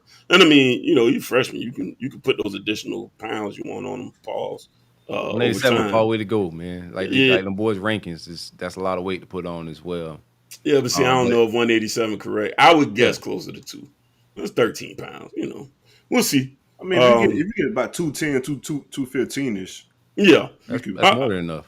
Yeah, absolutely. I really do though. You know, he's a rangy kid. He does have great D-Rob say he's 6'3", 210. Thank you for making up the stats, D-Rob. I like it, man. So we just D-Rob was on the scale. Were you right about the scale with it, man? He gonna do what he do, man. That's my guy. Shout out D-Rob, man. Family over there. So he 210. D-Rob's official weigh-ins. That's good, D-Rob. We'll have you for all these from now on. Give me official stats. If we don't like their height or their weight, we're just gonna tweak it. What D-Rob better start doing is acting like that boy could have committed to us. That's what he better start doing, man. Put some respect on Jay Bateman's name in my linebacker room, bro. No, I like to that kid. I do like his film. I think he could play some football. I'm gonna keep it a bean, which I think he could play, but be respectful to my recruiting right now. Yeah, and I mean, like we say on the show, man, his offer list wasn't slouchy at all. I mean, he's in the mix with, some good Power 5 programs. So I do think this is a good get. All in all, we also had another commitment from Demetrius Freeney. He was the number 2 JUCO cornerback. I really like this kid. Super fluid. I think y'all definitely. That's something y'all need some fluid, boy. For them clips I seen on the screen, it was no fluid at all going on in Miami. I ain't gonna lie to you. You just watched the bad, man. Going with all that bullshit, man. I didn't even see y'all spring game. Y'all did y'all do a traditional one? Nah, we did. Get all type of shit going. That's some bunch of old circus and shit. Yeah, man. The boys had a passing competition out there. You got to hit the moving bucket. All type of shit, man. All kind of wilding out, man. Yeah, I just realized I didn't even see y'all up nowhere. But he'll be eligible. I think summer B. So again, just getting that room beefed up.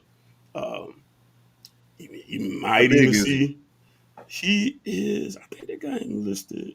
Let me not lie, because his teammate, who I know is coming in, is like 6'3". I think they got him listed at 5'11", maybe 6. No, he ain't bad size. Nah, he's good. He's got good size, good fluidity.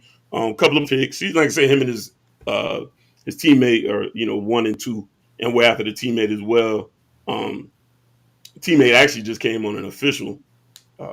So what's his name? Leon. So he was just down, joined the whole group. Excuse me. I probably need some water. Voice drying out. He just came down on our official visit weekend as well. They took a couple of visits before together. Demetrius it seemed like it came down to us, and I want to say Indiana was kind of high up there for him as well. But I guess we was able to, do what it do and get my man to come on in and commit to this class. So I do think it's a good get there. So let's get into, I did have one offer too, before I get into the visitors. Thank you again, D-Rob. Freeney is 6'1", man. I got a producer, boy. That's what's up, dog. I appreciate you, man. 6'1", 190. That's a big corner. Yeah, another big corner. So we did get an offer out to JJ Harrell. Recently decommitted from Tennessee.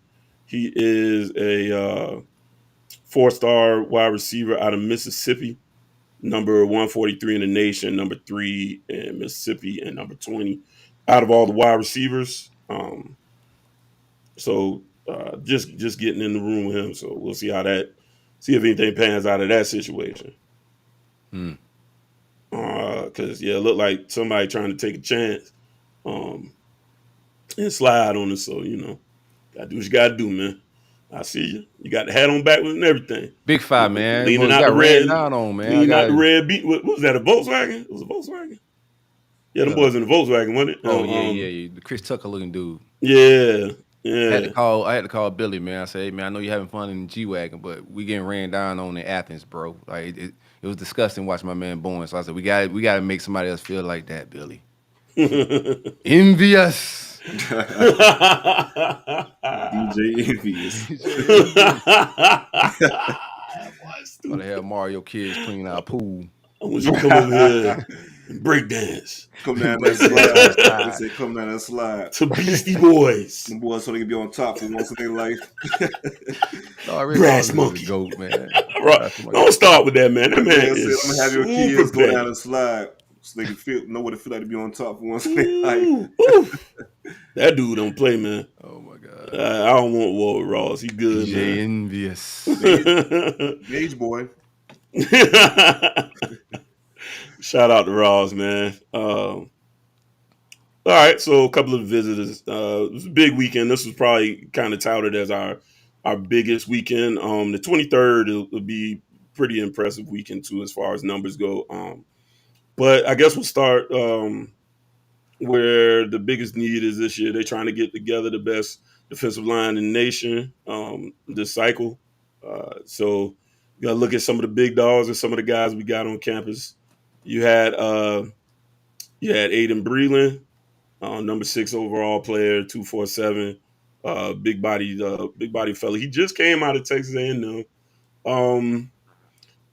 Some of the feedback I'm getting from a man is we're still in there pretty good, but he's not really tilting his hand too much as to where the lean could be. I know the relationships are good. All in all, they still at this point in the process still feel good about him. Huge kid. I mean, obviously he's 5-star. There's nothing not to like about him. So we'll see. If they were able to pick up any traction. But he's not one to really give a lot. Another guy kind of in that same category is David Stone. He did come down this weekend as well. He's fresh off the Florida visit, hopping out the Maybach. Shout out my brother in the comments talking about Billy Maybach had cloth seats. You got Billy fucked up. That was a big boy Maybach. How you got close? Trey stupid. I actually believe that for like 1.2 seconds. I was like, you can't even get that. He got one of them shells that you put over the car. I remember that was a finesse some years back. You could take a neon and make it look like a Lamborghini. So David Stone was down again. This is his, I believe, fourth visit with us. Oh shit. Some accident. So Dave's back. I mean, we didn't get much more feedback from him. Nothing really changed a ton from the last time when he brought his family. As far as he still likes the program, I still would say, I think right now, we're still firmly in position, still going to battle out hometown Oklahoma. But I still like us there. I still think he's a kid that really enjoys the program. And is seriously considering, an opportunity to come and play in Miami. Dylan Stewart, number 13 overall player. They were said actually to seem to be having a real cool bond and clicking up. He's a guy that they still feel really good with. Kid, he's out of D.C. Said that, really enjoyed the visit. They really like the David Stone and Stewart collection. These guys been asked before, and, but these are kids like we talking about before. They're excited about the opportunity to possibly play on the same team with each other. Sound good. I need somebody to pull the trigger, though. I was hoping for something crazy. I ain't gonna lie to y'all, man. I wasn't even gonna tell y'all the this. vibes are changing. Florida fans coming at me. Oh, I thought you said people. Y'all have big weekends as well. Kids don't pop like that no more. Nah, you know what I wanted to happen, when bro? they do what Chance Robinson doing. Go ahead. Especially these big time prospects. And I get it because I really think the pressure on them is so much higher. You got other visits lined up. You want to honor and respect those as well. So you with that money.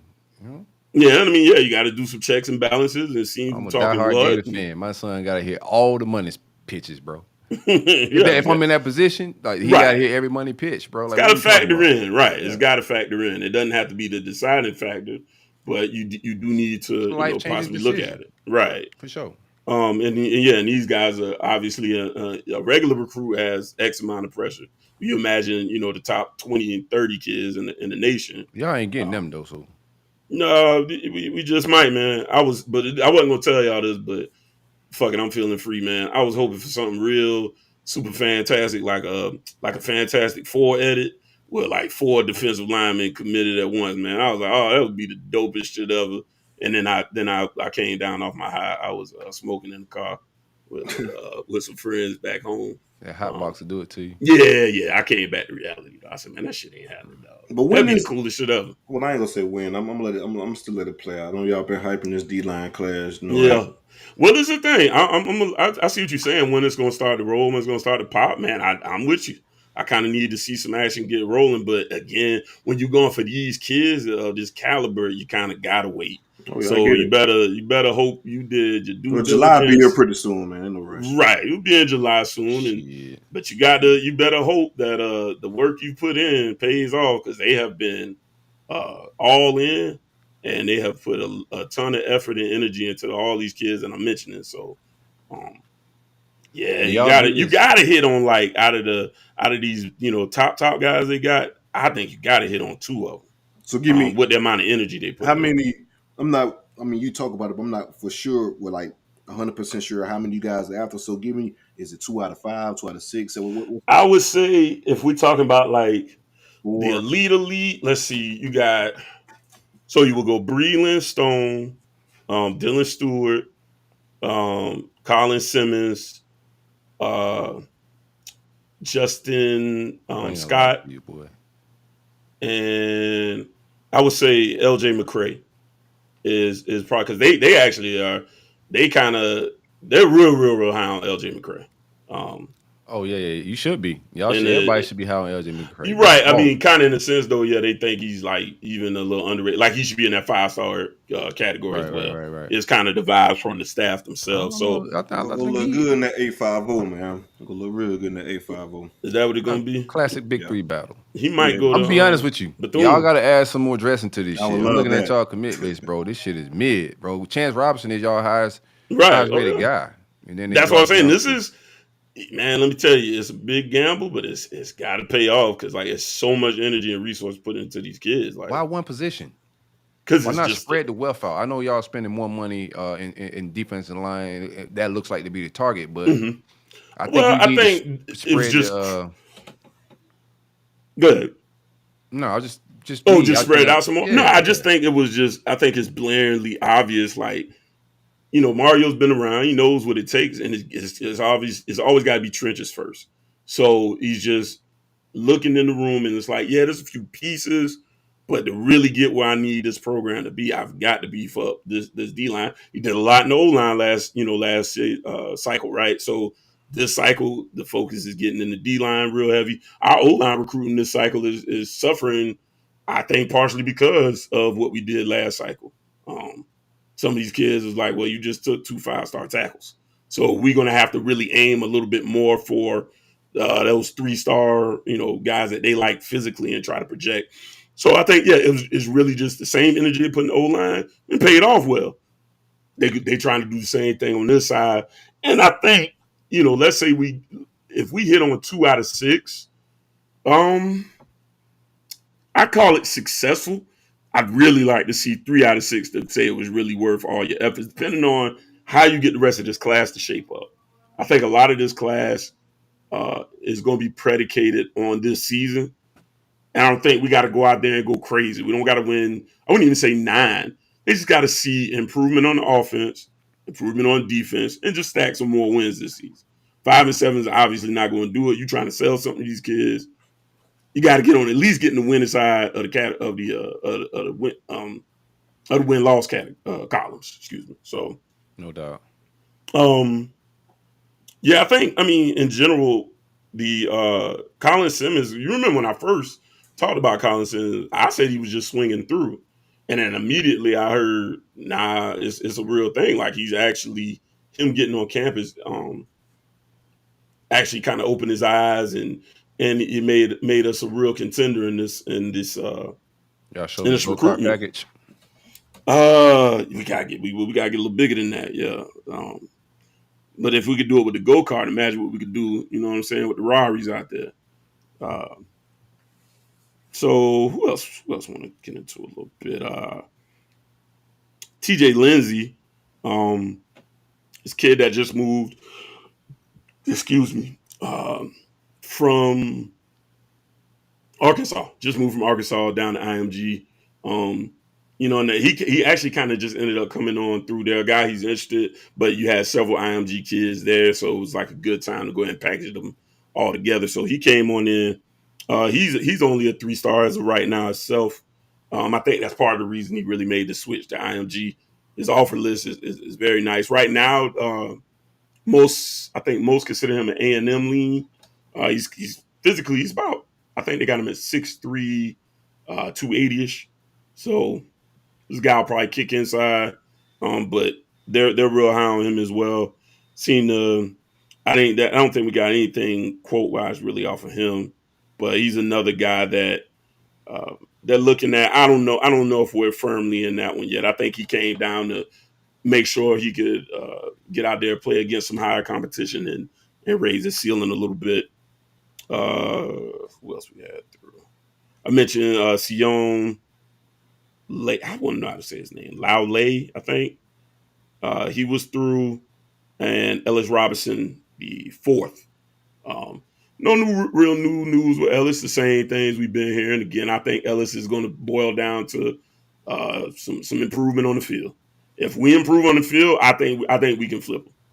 Point blank, period. I think he's really in love with the idea of it, but he's just like, Coach, you got to show me a little something where I can, build with you. And that's fair. I think that's a fair ask.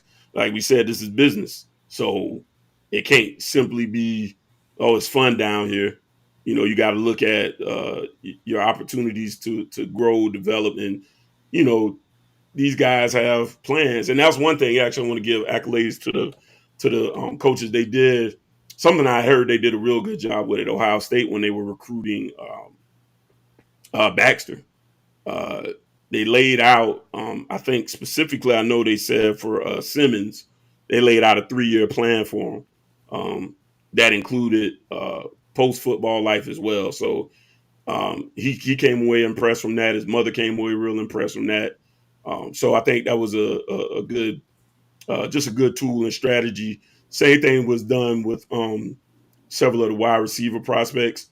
The Tank Dell thing is doing really well for us because Dawson's selling that and showing these guys, hey, these are some things I can do with a player like you that can, it would translate over and get your opportunity. So kudos to them for it, because that was something I heard several times about the plans being laid out.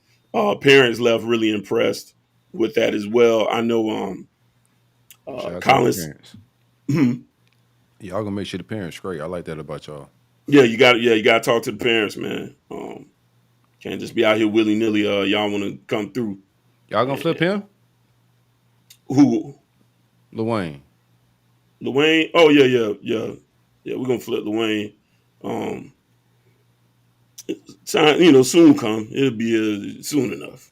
When the games get played? Hell yeah. Oh. Hell yeah. We finna kick ass. Well, it was gonna be a hell of a season. Somebody, what the time stamp at? What time? It's 7:38. Whatever time stamp. Man, I don't see no time stamp. You watching this for a hell of a season, a season follow up? No, I'm about to tell you how great a season we about to have. Oh, okay. Yeah, some we ain't gonna revisit. I'm gonna deny it later. Put me down for 10 wins, man. Put me down for 10. Hell of a year. Beat the shit out of Florida State and Clemson, man, and just set the tone for the new regime. Let's see. And then I woke up. Crazy, man. Y'all ain't that the damn boys good. got their fire sticks, Jared, bro. Y'all ain't that good, but y'all not that good. That's my 10 wins. That's when I woke up. The dream. Y'all had 10 last year? Yeah. When last time y'all had 10? I just asked a question. What the fuck? That's what I'm saying. Right. You said y'all fuck me for? I couldn't remember. I really was. No, we won 10 last year. But nobody had y'all down for 10 last year. No. Nobody had y'all down for 10. Good year. Speaking of Jared Gibson, we weren't speaking of him, but I'm about to speak on him. Like Silk said, I don't think Florida's in that one really.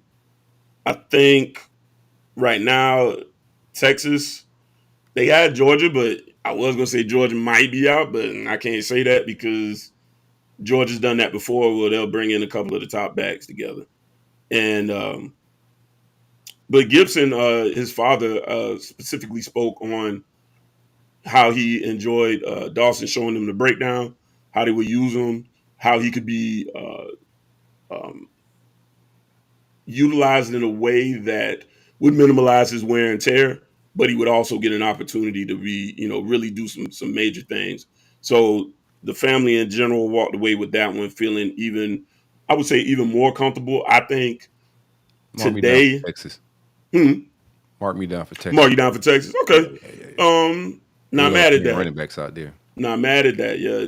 And they just had a first round draft pick. He went number 9 or something like that to Atlanta. We're top 10. Yeah. He's nice though. He's nice. Yeah, I think it's us. I think it's us in Texas today. I think we making some strides in that one. I don't know if we favorites, but I like where we at. I like where we at in that particular recruitment. Let's see who else I want to speak on real quick. Braylon Staley, wide receiver, out of South Carolina, out of Aiken, South Carolina. That's why I was kind of happy Dabo got hot because again we got to get some outside receivers in this particular cycle. It's got to happen. Taking them 2 wide receivers, I was like, oh man, that's gonna help us quite a bit there. Another kid they tweeting out wide receiver you back like they trying to do an elite haul of top tier type shit going on. So I don't know if they done. Well, yeah, he visited. He visited them actually last week. So a lot. I think the feeling coming out of. I think it's just 2. I can find out for sure though. I think the feeling kind of around this kid right now is it's probably kind of between. They feel pretty good with it. I think Tennessee's probably our biggest competition there. Obviously, they had a good season.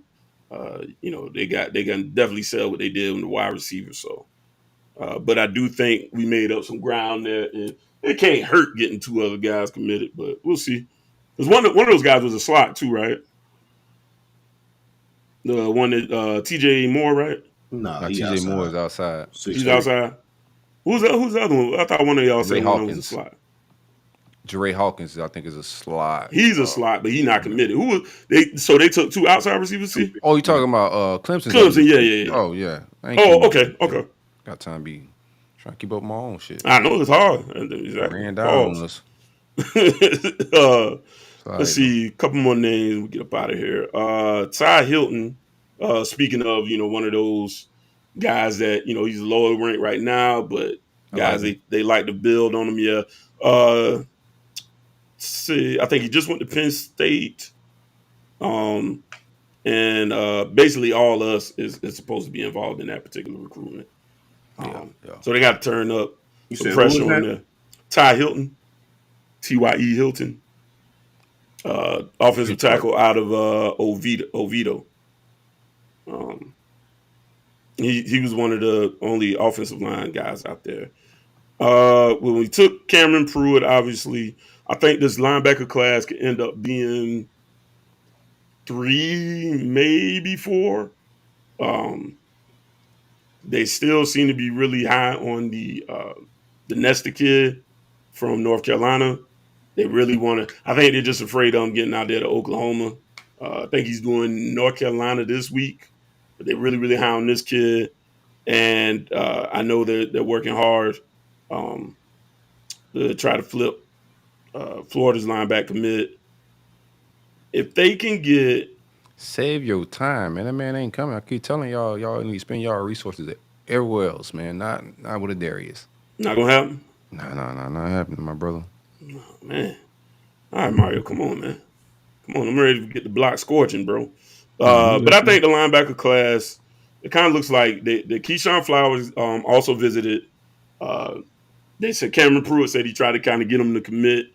I think they almost looking at it a first come on the linebacker room because, like I said, we brought in a big class last year, a good class. Cole is obviously a name they want in there. And then we already have Shavers committed. So you'd be any combination of those guys, I think, could end up rounding out the linebacker class for this year. We'll see. And then I think they could still go if say all 4 were in. I think they also think there's a possibility that Nesta could develop into an edge guy, just depending on how his body, because he's already a big kid. 6'4", a little over 2 something. But there's some thought that he could possibly put his hand in the ground at some level, at some point, just depending on how he kind of feels out in the future. And last guy I'm gonna speak on, Elijah Lofton. There's a lot of buzz coming out of that he may commit. He has a commitment date, so I'm not knowing if that date in particular is just special to him. But a lot of the buzz was he said he pretty much knows what he wants to do. It's supposed to be down between us and Texas. I think he's supposed to go to Texas next week. A lot of the vibes was kind of like they felt like he was just right there, ready to go ahead and just commit. But maybe he wants to hold on to that date. Sometimes these dates are like, y'all know how they go. It could be grandmother, father, birthday, blah, blah, blah, where they want to honor that person on that date. I think his commitment date is the 8th of July. So there was a lot of buzz coming out of that he's a guy that they expect to be in this class. I know we asked about, y'all asked in the group chat at least, about the tight end room, and I was wrong. There was a lot of visits. They had a lot of guys on campus, but then I started scanning through. I was like, well, who the hell is actually still on this board? So we had to do a little circling around and try to beef that board up a little bit. They're looking to take 2, obviously. If you like how you feel with Lofton, you just want to pair him with one other guy. How it sounding, bro? It's gonna be it's gonna be a watch the film real soon. That tight end. Oh yeah. No, we ain't watching no film. We'll just go with one. Go ahead and get that link ready, man. Let's just go with one. I've been watching it though. I've been looking out for y'all boys, man. Told y'all linebacker. It's all right. Amir Jackson, obviously the name to know. And they're down you in Florida. You guys in Florida? Or? That's pretty much the word. Running down on that shit. See, Big 5. I like the energy you got, man. After losing your running back, boy, that's a good way to be. That's a good way to be, man. I'm not for real. Like that's real. You don't want to lose it to Georgia, but they on back to back. It's early. Understand. It's still early too. It's May or it's just June, so the game's gonna get played. Florida State gonna be 2-2. That ain't your line. That ain't the line you need to be using. Well, you don't put it out. Everybody use that line now. No, you don't need to. Like, you don't need to get your shit off. No, you need to get your shit off right now, bro. Y'all we gonna product out there last year. We're gonna do better than y'all record wise for sure. You said that last year. You say that every year. I'm gonna say it next year too. Shit. And maybe the year after that. And 1 year is gonna be true. It's past the record. Y'all got to put out a competent offense. Well, we saw I agree. Y'all couldn't get past the 50 some games. And see, I want to say it can't get no worse, but you never know. But you never know. I tend to agree because last year was pretty bad. But even through our 5, it was tough bad. to be worse than that. Bad. It's very, very bad. Very bad offense. So other names that were, like I said, Amir Jackson, Caleb isn't over yet. Like I said, that kid loves everything about everywhere. So who knows? Walter Matthews, I think you mentioned him too, right? So or nah? Oh yeah. We just had that boy on campus, man. He had a good time. He's deciding between us and USC this week. Scratch him off, man. Oh, he's already got a decision date. We trying to make it happen tomorrow on some type shit. But he said leaving his visit with us that it was down to us in USC and that he's torn. He got a decision to make. Might wait too late. Another name that should be added, Tavion Galloway, LSU commit. They're doing some work there as well. So trying to kind of, we had a couple of spots open up. He is from Ohio. Okay. Yeah, he's an Ohio kid. Got the belt. Oh man, I just want to clip that up and watch that over and over and over again. Just watch Fong face. Just wait, what?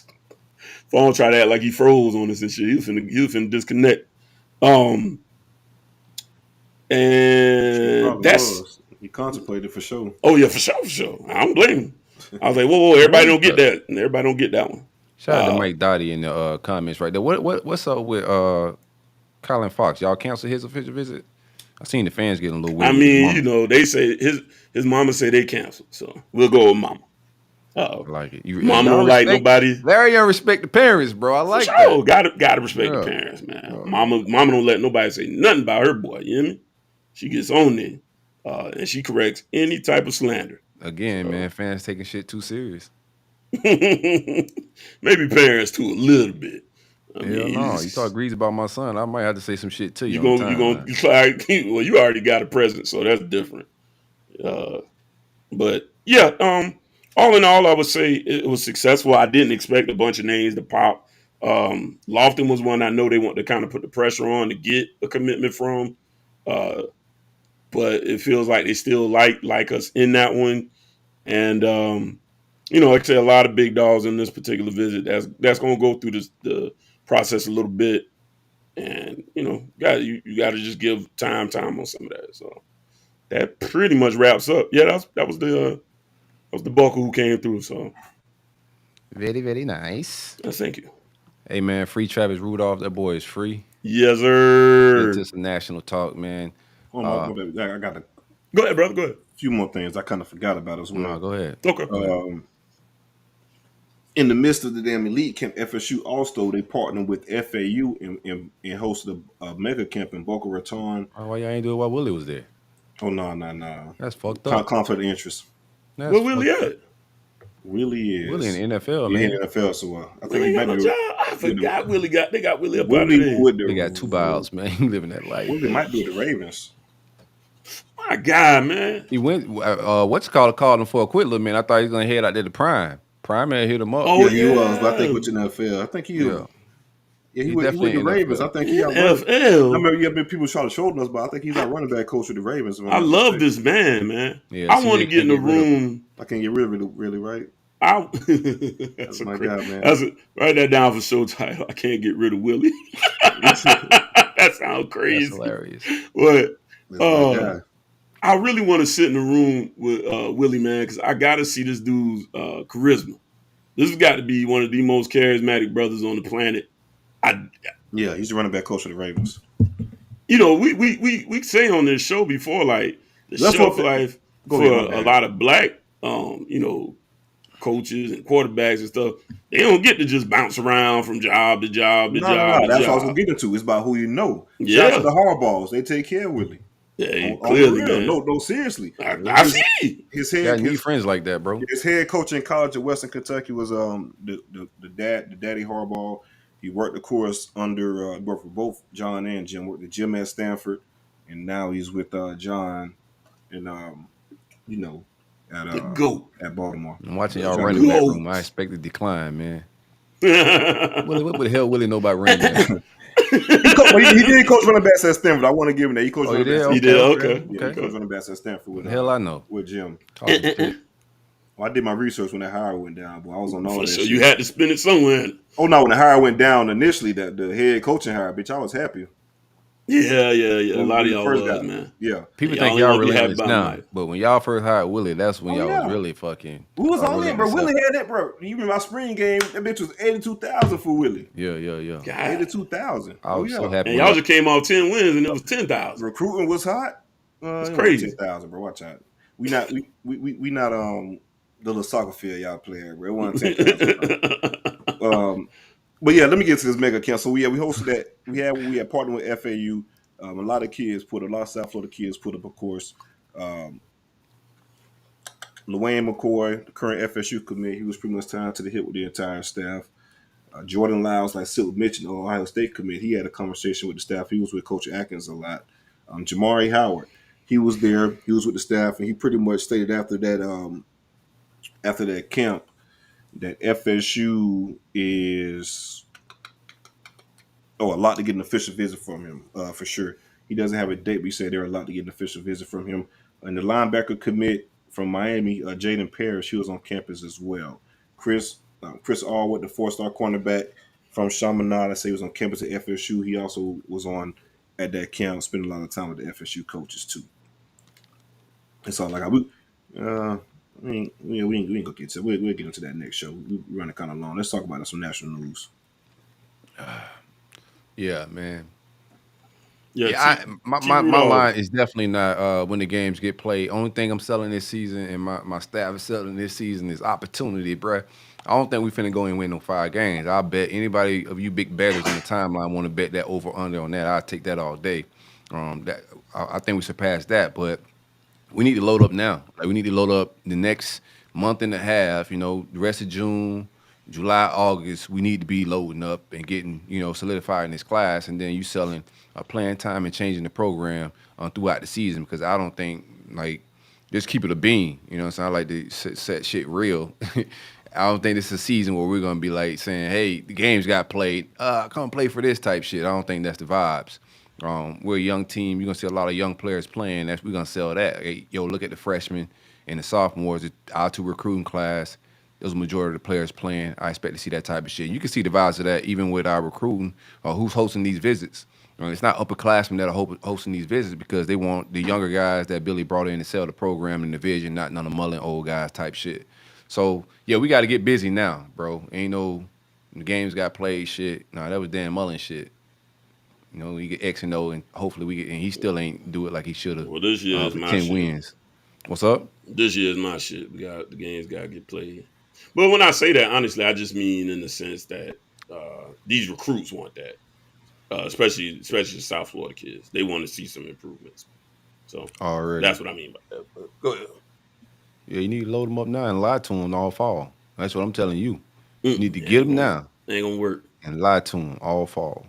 It worked last year. Be the Hell, difference. y'all got some last year. It definitely worked last year for y'all. Different. Yeah, but I think where our that aim shit, is. It definitely worked last year because that shit was atrocious, bro. Like, right. What the hell kind of lies they were telling, boy? That shit crazy to me. They must have been telling them already that those guys was fired already. I guess best I can tell you. That's best I can come up with. Let's get into some national talk, man. I don't want to hold us too long, man. It's been quite a show. Oh, I didn't even talk about it. We're supposed to have Voshan Joseph this show. He call, no show on me. We'll try to get him next week. I'm just keep it all the way being with him. We'll get him on the show, but these guys have a little bread, man. They're young. You got to say that, yeah. Yeah, so shout out to Voshan Joseph. We'll get the Gator on next week, hopefully.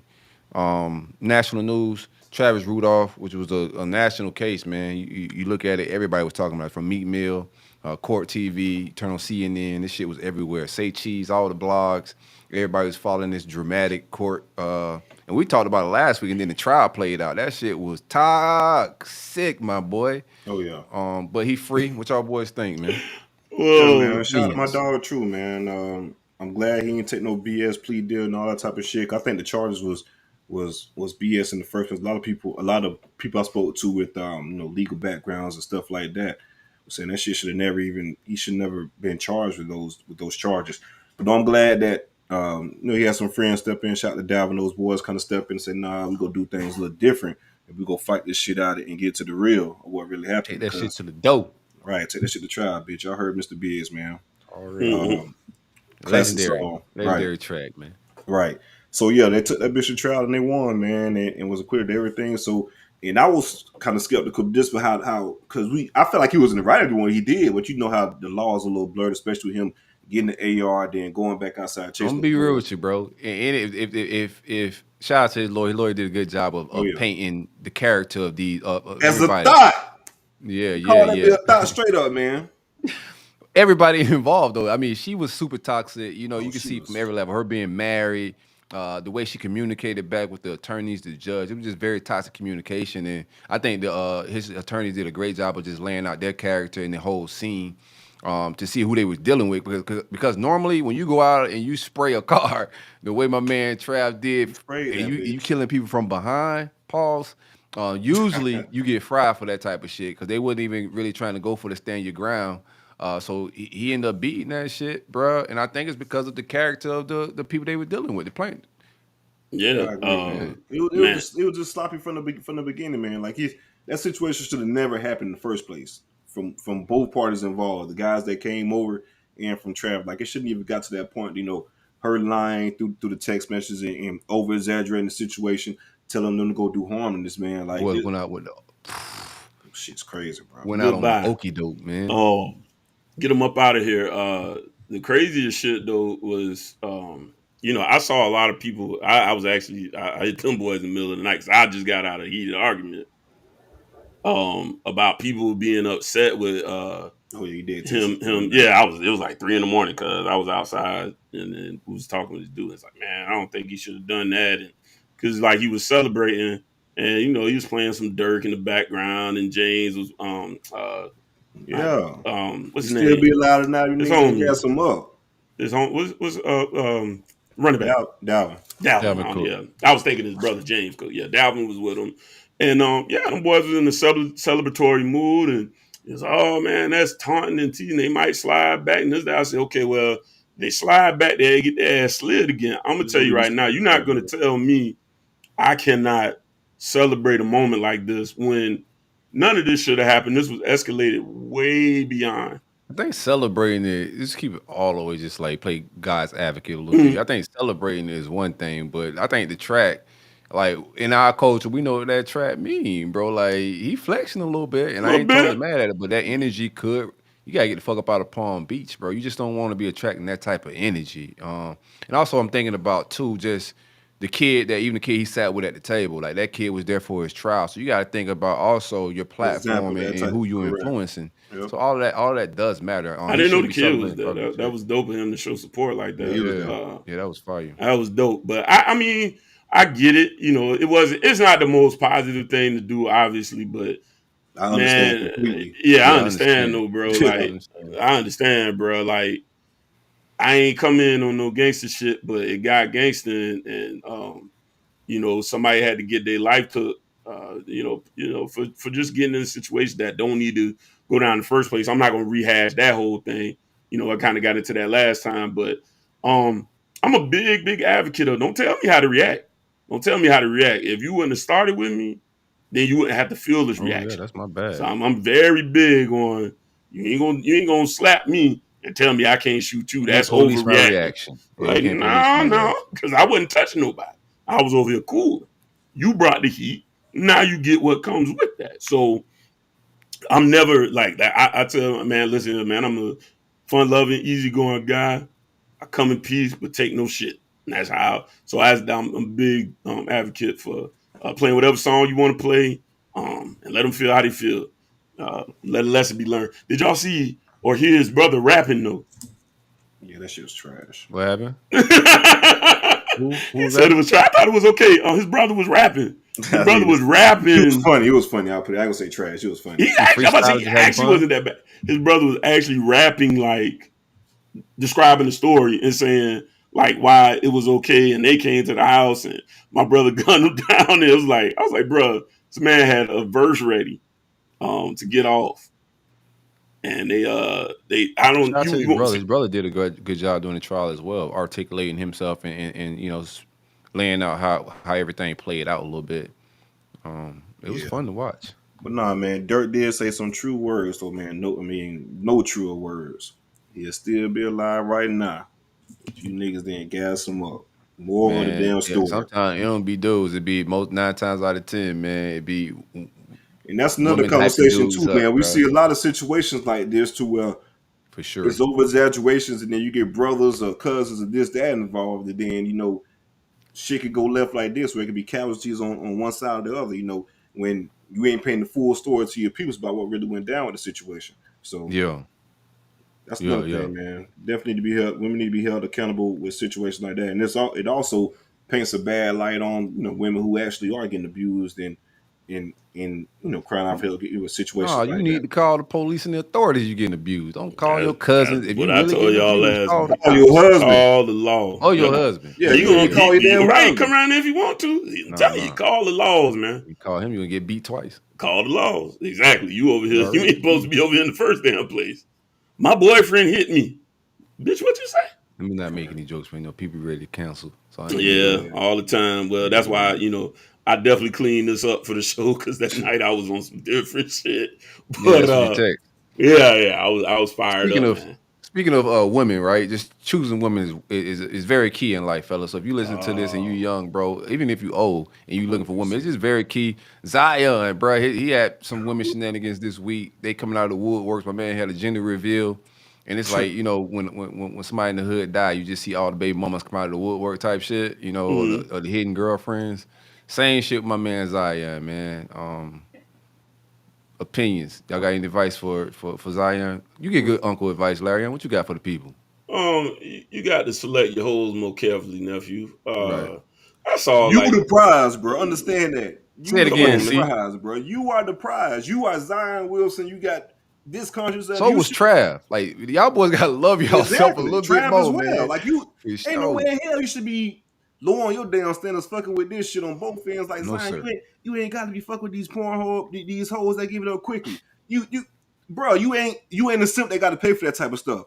Like, you are the prize, bro. Like, they coming for you. You can pick from whatever you want, any city, any breed, from the hood rats to the high class chick to whatever. You can pick whatever you want to. Understand that. I don't know what he should be shopping off the Discovery feed on IG because the quality of what he bringing ain't there, bro. You can do some better shopping, bro. She's a bad body, only fan hoes that got bad BBL jobs. Like, chicks, come on, Zion. Like, I mean, he like what he like. I just like we know of Mariah Mills, right? Like she has you never heard of him? No, I'm not a big porn guy, so I don't watch porn like that either. But I've heard of her before. She was on Wendy Williams years ago. She's clearly a clout chaser, is what I'm basically getting at. So it's like, bro, no clout chasers, bro. If you want to have OGs around too, yeah, and see that's why I think it's a young team. Like, who's the veteran? Brandon Ingram, you know what I mean? Like, who's the old head to tell them, like, bro, listen, you know, you can do your thing, just don't get caught, right? And you can't deal with. I don't think you need old dudes to tell you, hey, bro, you at homeboys, you told, or somebody in the crew, you told somebody, hey, man, she a hoe. And they still go do what they gonna do. So that's true. You can get that advice, I think at the bro. same time, though, you could tell the guys that want, let's keep it a bean, that want getting pussy prior to the money, bro. Simple as that. What they want, they have a certain status, one getting a certain type of women before the money. Show, CJ. Yeah, you're right, bro. It's a family show. Too late. Not at this point. Yeah. Not at this part of the show. We start family and we the grown folks here now. Time for turn to go to the room. From TNT to stars. If we made it this far, rolling up and all right now. You know what type of vibes it is. But seriously though, like you could always tell the type of guys that he's a big goofy country green ass motherfucker out of South Cac. That's just what it is. Yeah. I don't mind you knocking off Mariah Mills, but yeah, I do actually, because she's not going to be quiet. There's women out there. If you want to pay, how many? That's the thing, though. Like you still saying, damn Discovery. How many fucking Mariah Mills you can find that's damn on some low key whatever? Exactly. I'm not saying one of his tastes is his taste, but I'm just gonna be like, she not like that. Like, she not, bro. A terrible boob job. She got them boobs done in like Tijuana or some shit, man. It just don't look like something I would. You Zion, bro. I let you spit in my mouth. Bitch, that ain't the worst thing been in your mouth. Get out of here. A lot of people done spit in your mouth. It's on film. She took the time to chase the clout. I ain't his baby mom. What blew me is her saying, "I let you hit it raw." That's what. Of course you did. Like, bro, you let a lot of other motherfuckers. Of course you did. Yeah, he talking about. She talking about. You hope I'm not pregnant because I'm late. Brother, you got to be a lot more selective. So I seen that tweet. Then I seen another tweet about her saying, "I let you hit it raw." And then there was another tweet somebody posted like in like a "this you" type of deal. She's saying, "Who want to come fuck me in the ass?" Like, like, come on, bro. Like, yeah, it's a list out there, brother. I assure you, there's a list of very quiet women. Get in contact with some of the veterans in the league. Y'all give them y'all Rolodex. Holodeck, so excuse me. Send the Holodex out, and these are quiet. All they want is they rent paid. They cool. They keep it quiet. Because somebody else came out on him too. There was another chick. It was about 6 or 7 on that came out. She just been the most loud, but it's about 6 or 7. That's another thing too, ladies. Understand, man. This dude ain't in a relationship with you, this, that, another. Y'all do your thing. Just take your L and keep it moving, man. Man, see, that's what I'm saying. He ain't pick one. See, the thing is, though, they realized that one just got saved. You're right, but he ain't picked one side. She did win. All you gotta do is find. He didn't pick everyone he dealt with. Talk too much, so that just let me know he has no discernment. You supposed to find out who's gonna keep their damn mouth I shut. will say this: Zion is 22. You live, you learn. You can move forward. You can learn. I mean, ain't the worst thing. You was just fucking reckless. That's it. But I think the biggest issue is just her, man. Like, god damn. And ladies and gentlemen, AIDS ain't gone. Strap up a little bit, man. You jumping around ain't crazy like that either. No, HIV is still a thing. You probably talk to Magic. You got that recipe. Yeah, they got pills for you now, but still, you you work a lot. A little money too, so Don't go out like Dwight Howard. He was another cornball I couldn't stand, but that's another story. Anyway, the white selection was still better than what Zion got going on. Like Dwight has a nice selection of what he was dealing with. Zion like anime, bro. That's Zion. Yeah, that's true too. But Zion's selection was not one of a like Facebook anime, franchise. What are you talking about? Not like that. Like I ain't no anime nerd. Yeah, sure. I like Trust me. Yeah, I like a little bit, bro. That's what my nephew. I never even watched Dragon Ball. Oh, okay. That's what my nephew would pay. I can't stand Dragon Balls. Yeah, no. It's a conversation starter. So it's like, yeah, but I did that. Honestly, that was a memorial piece for my nephew because he loved that shit.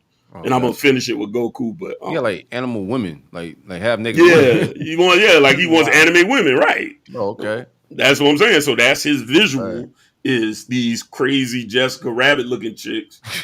He bring them to life, and now he's having sex with these cartoons that he used to masturbate to.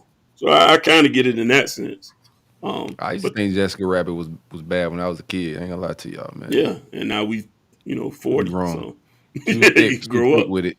Yes, sir. Real quick, man. Let's get it moving. We gotta get up out of here. Let's talk NCAA video game. A few players are boycotting it. Right now, the deal is these guys are getting $500 a piece. No royalties or anything like that. What do you guys think about the business behind all of it?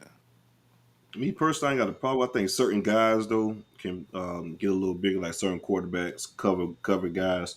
They should get a little bigger. You got to realize how many damn NCAA D1 players it is as it is. It's if you're looking at the 82 83 scholarship limit per team. Of course, every team isn't going to be on that. You times that by like 130 plus FBS teams.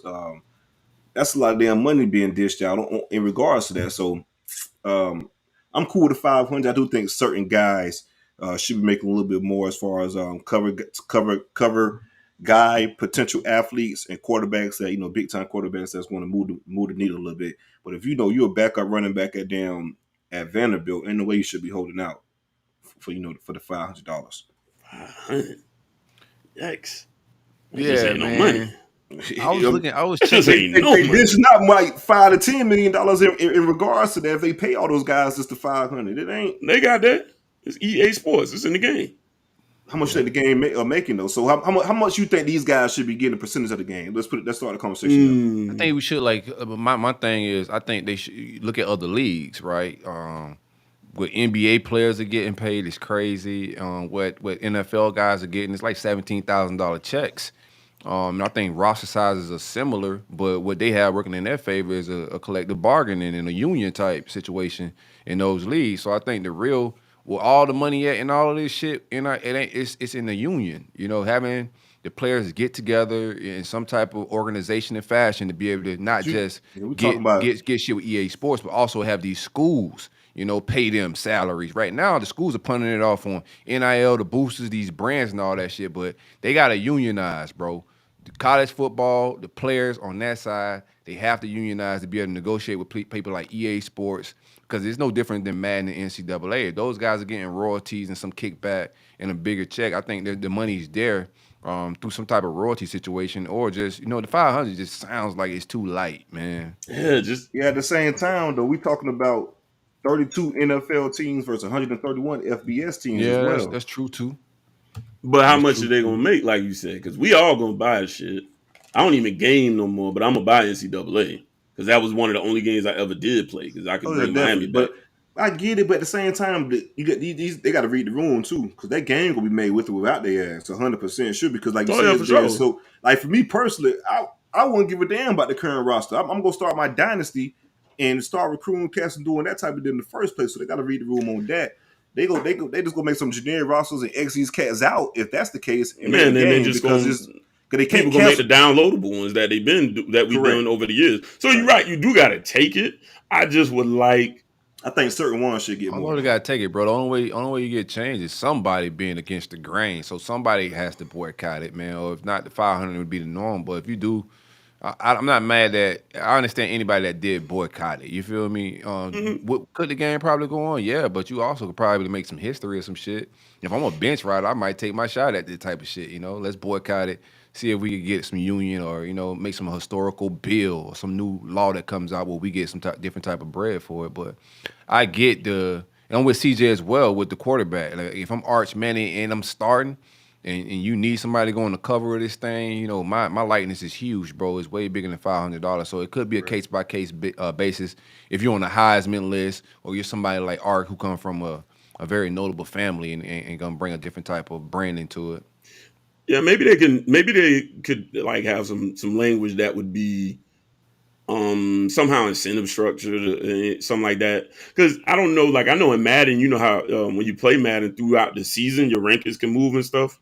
Right. So maybe if you raise up to a certain level or something where just some kind of kickback, a little percentage, 5 flat is like, okay, I'm cool with 5 flat, but what if I exceed these, these things and maybe, I don't know. It's tricky. It's tricky. You're right, see, because there's so many players, so many schools.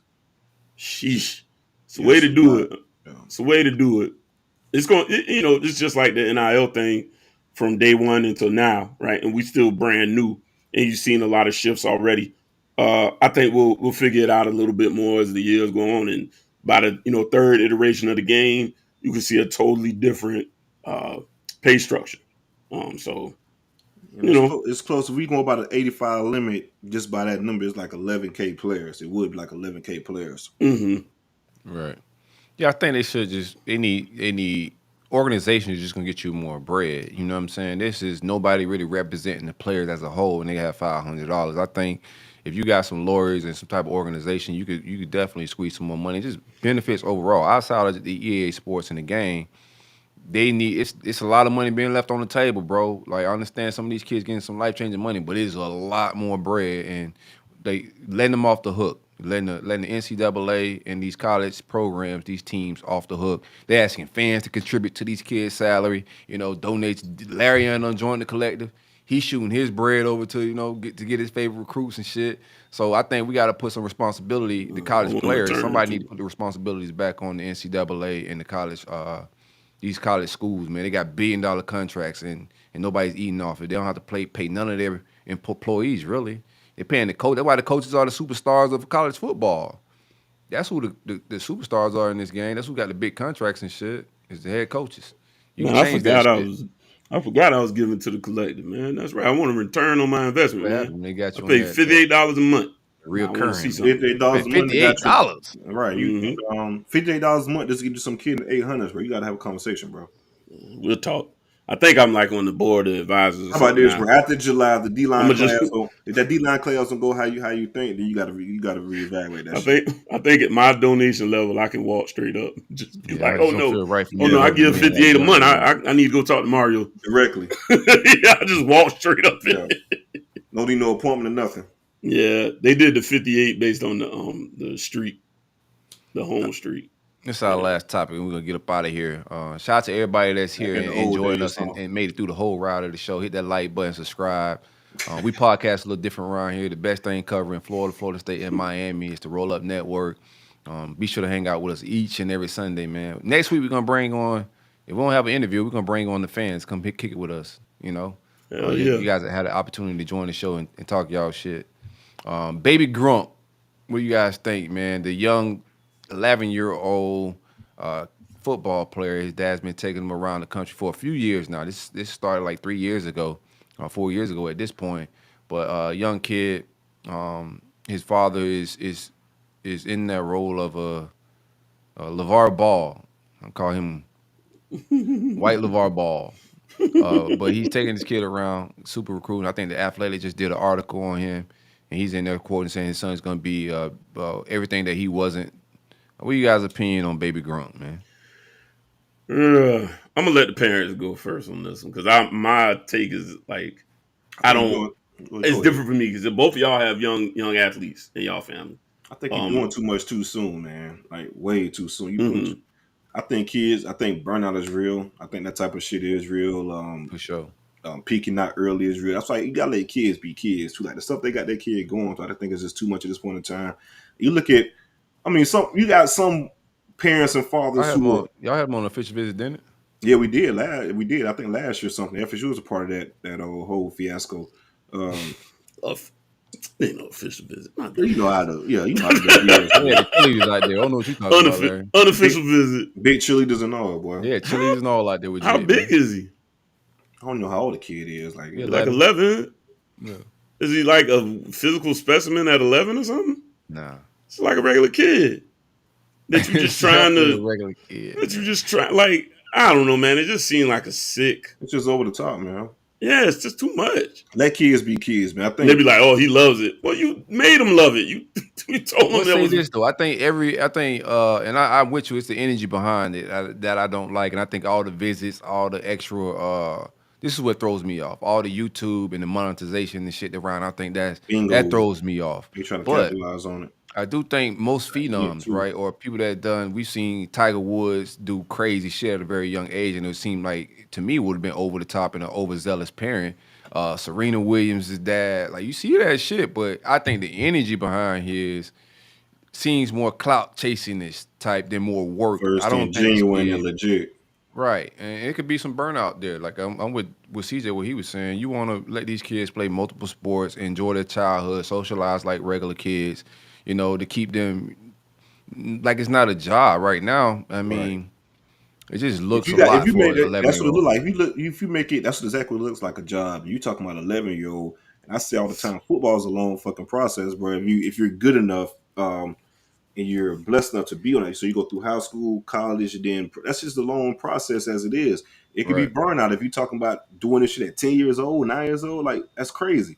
Right. You're talking about 20 to 30 plus years if he's lucky to be in that, that conversation. That's ridiculous. Also unnecessary pressure. Like you building up the expectations of this kid. He could just be laying low and building, you pouring into your son on the low, but to be able to, out there on YouTube, Instagram, on all these different campuses. He at FSU and they got cheerleaders out there hyping him up, and just like, that's a lot of expectations to put on a child. Bring the bad side of social media out too. If shit don't pay nothing, they can learn on Right.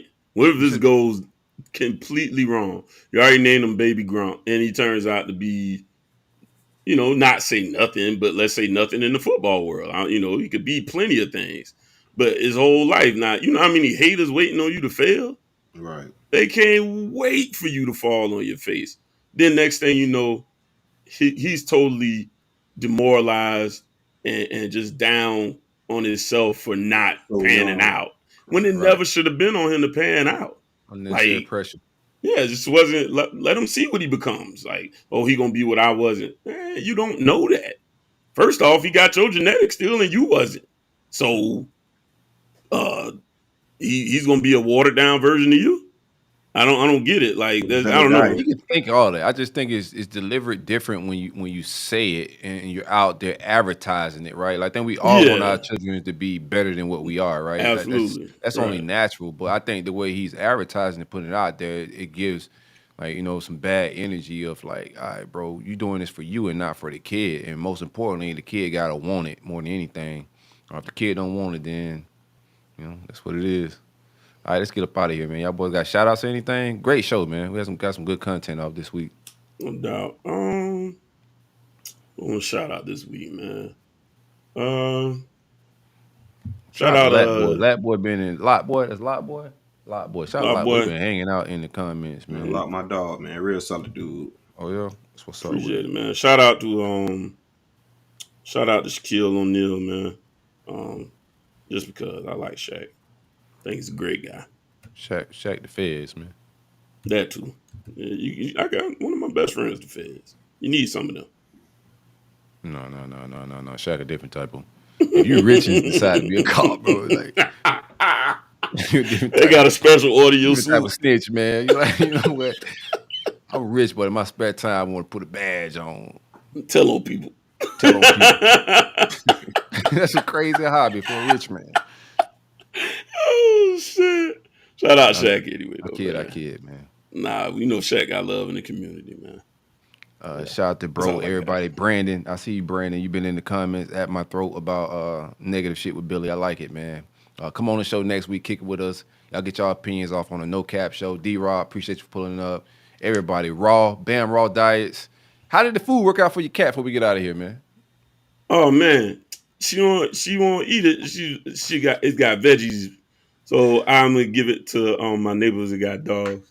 But it's good. Like matter of fact, no, I gave him one pack and he's gonna pay me for the rest of it.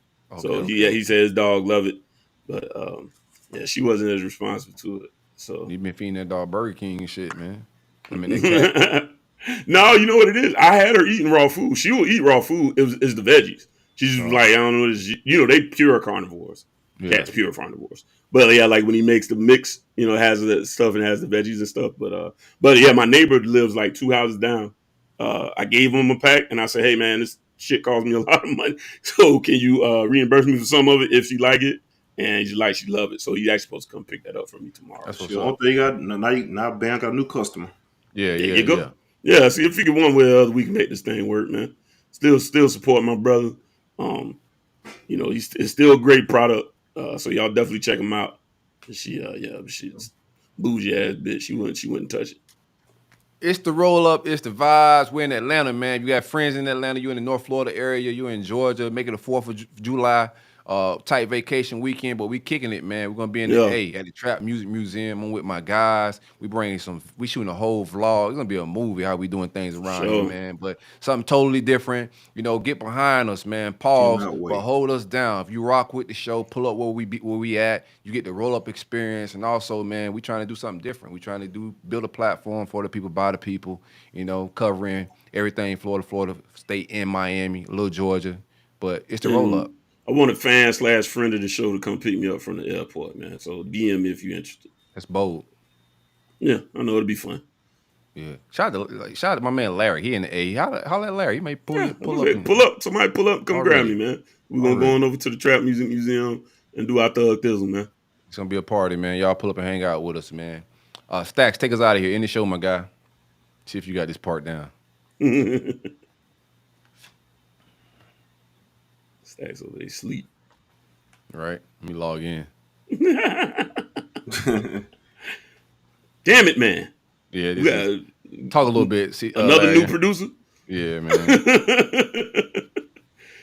When we say end the show, at that point we mean like we're not going to do no more talking or recording. So we mean just like end it. Like there's a button say end broadcast. Press that one. Or not. Shout out to the Heat fans, man. Y'all getting that ass spanked, man. Ooh, woo. I need time to go. It is time to go. I sleep better at night when anybody in Miami lose. Ain't no shot at the Heat, man. I just knew. I like the Heat, but it's going just how we suspected. Yeah. I ain't seen no fireballs on my timeline. Larion switch over. They ain't got to lie about my man being better than Dwayne Wade and all that type of shit. Is this run bigger than anything LeBron has ever done for the Miami Heat? Like, get y'all ass out of here. Time to go home, baby. All right. God damn. It's time to get up out of here, man. Hey, great season. You went from the 8 seed all the way to the finals, man. I mean, the 8 seed, them boys was a bubble team. They weren't even. They was right.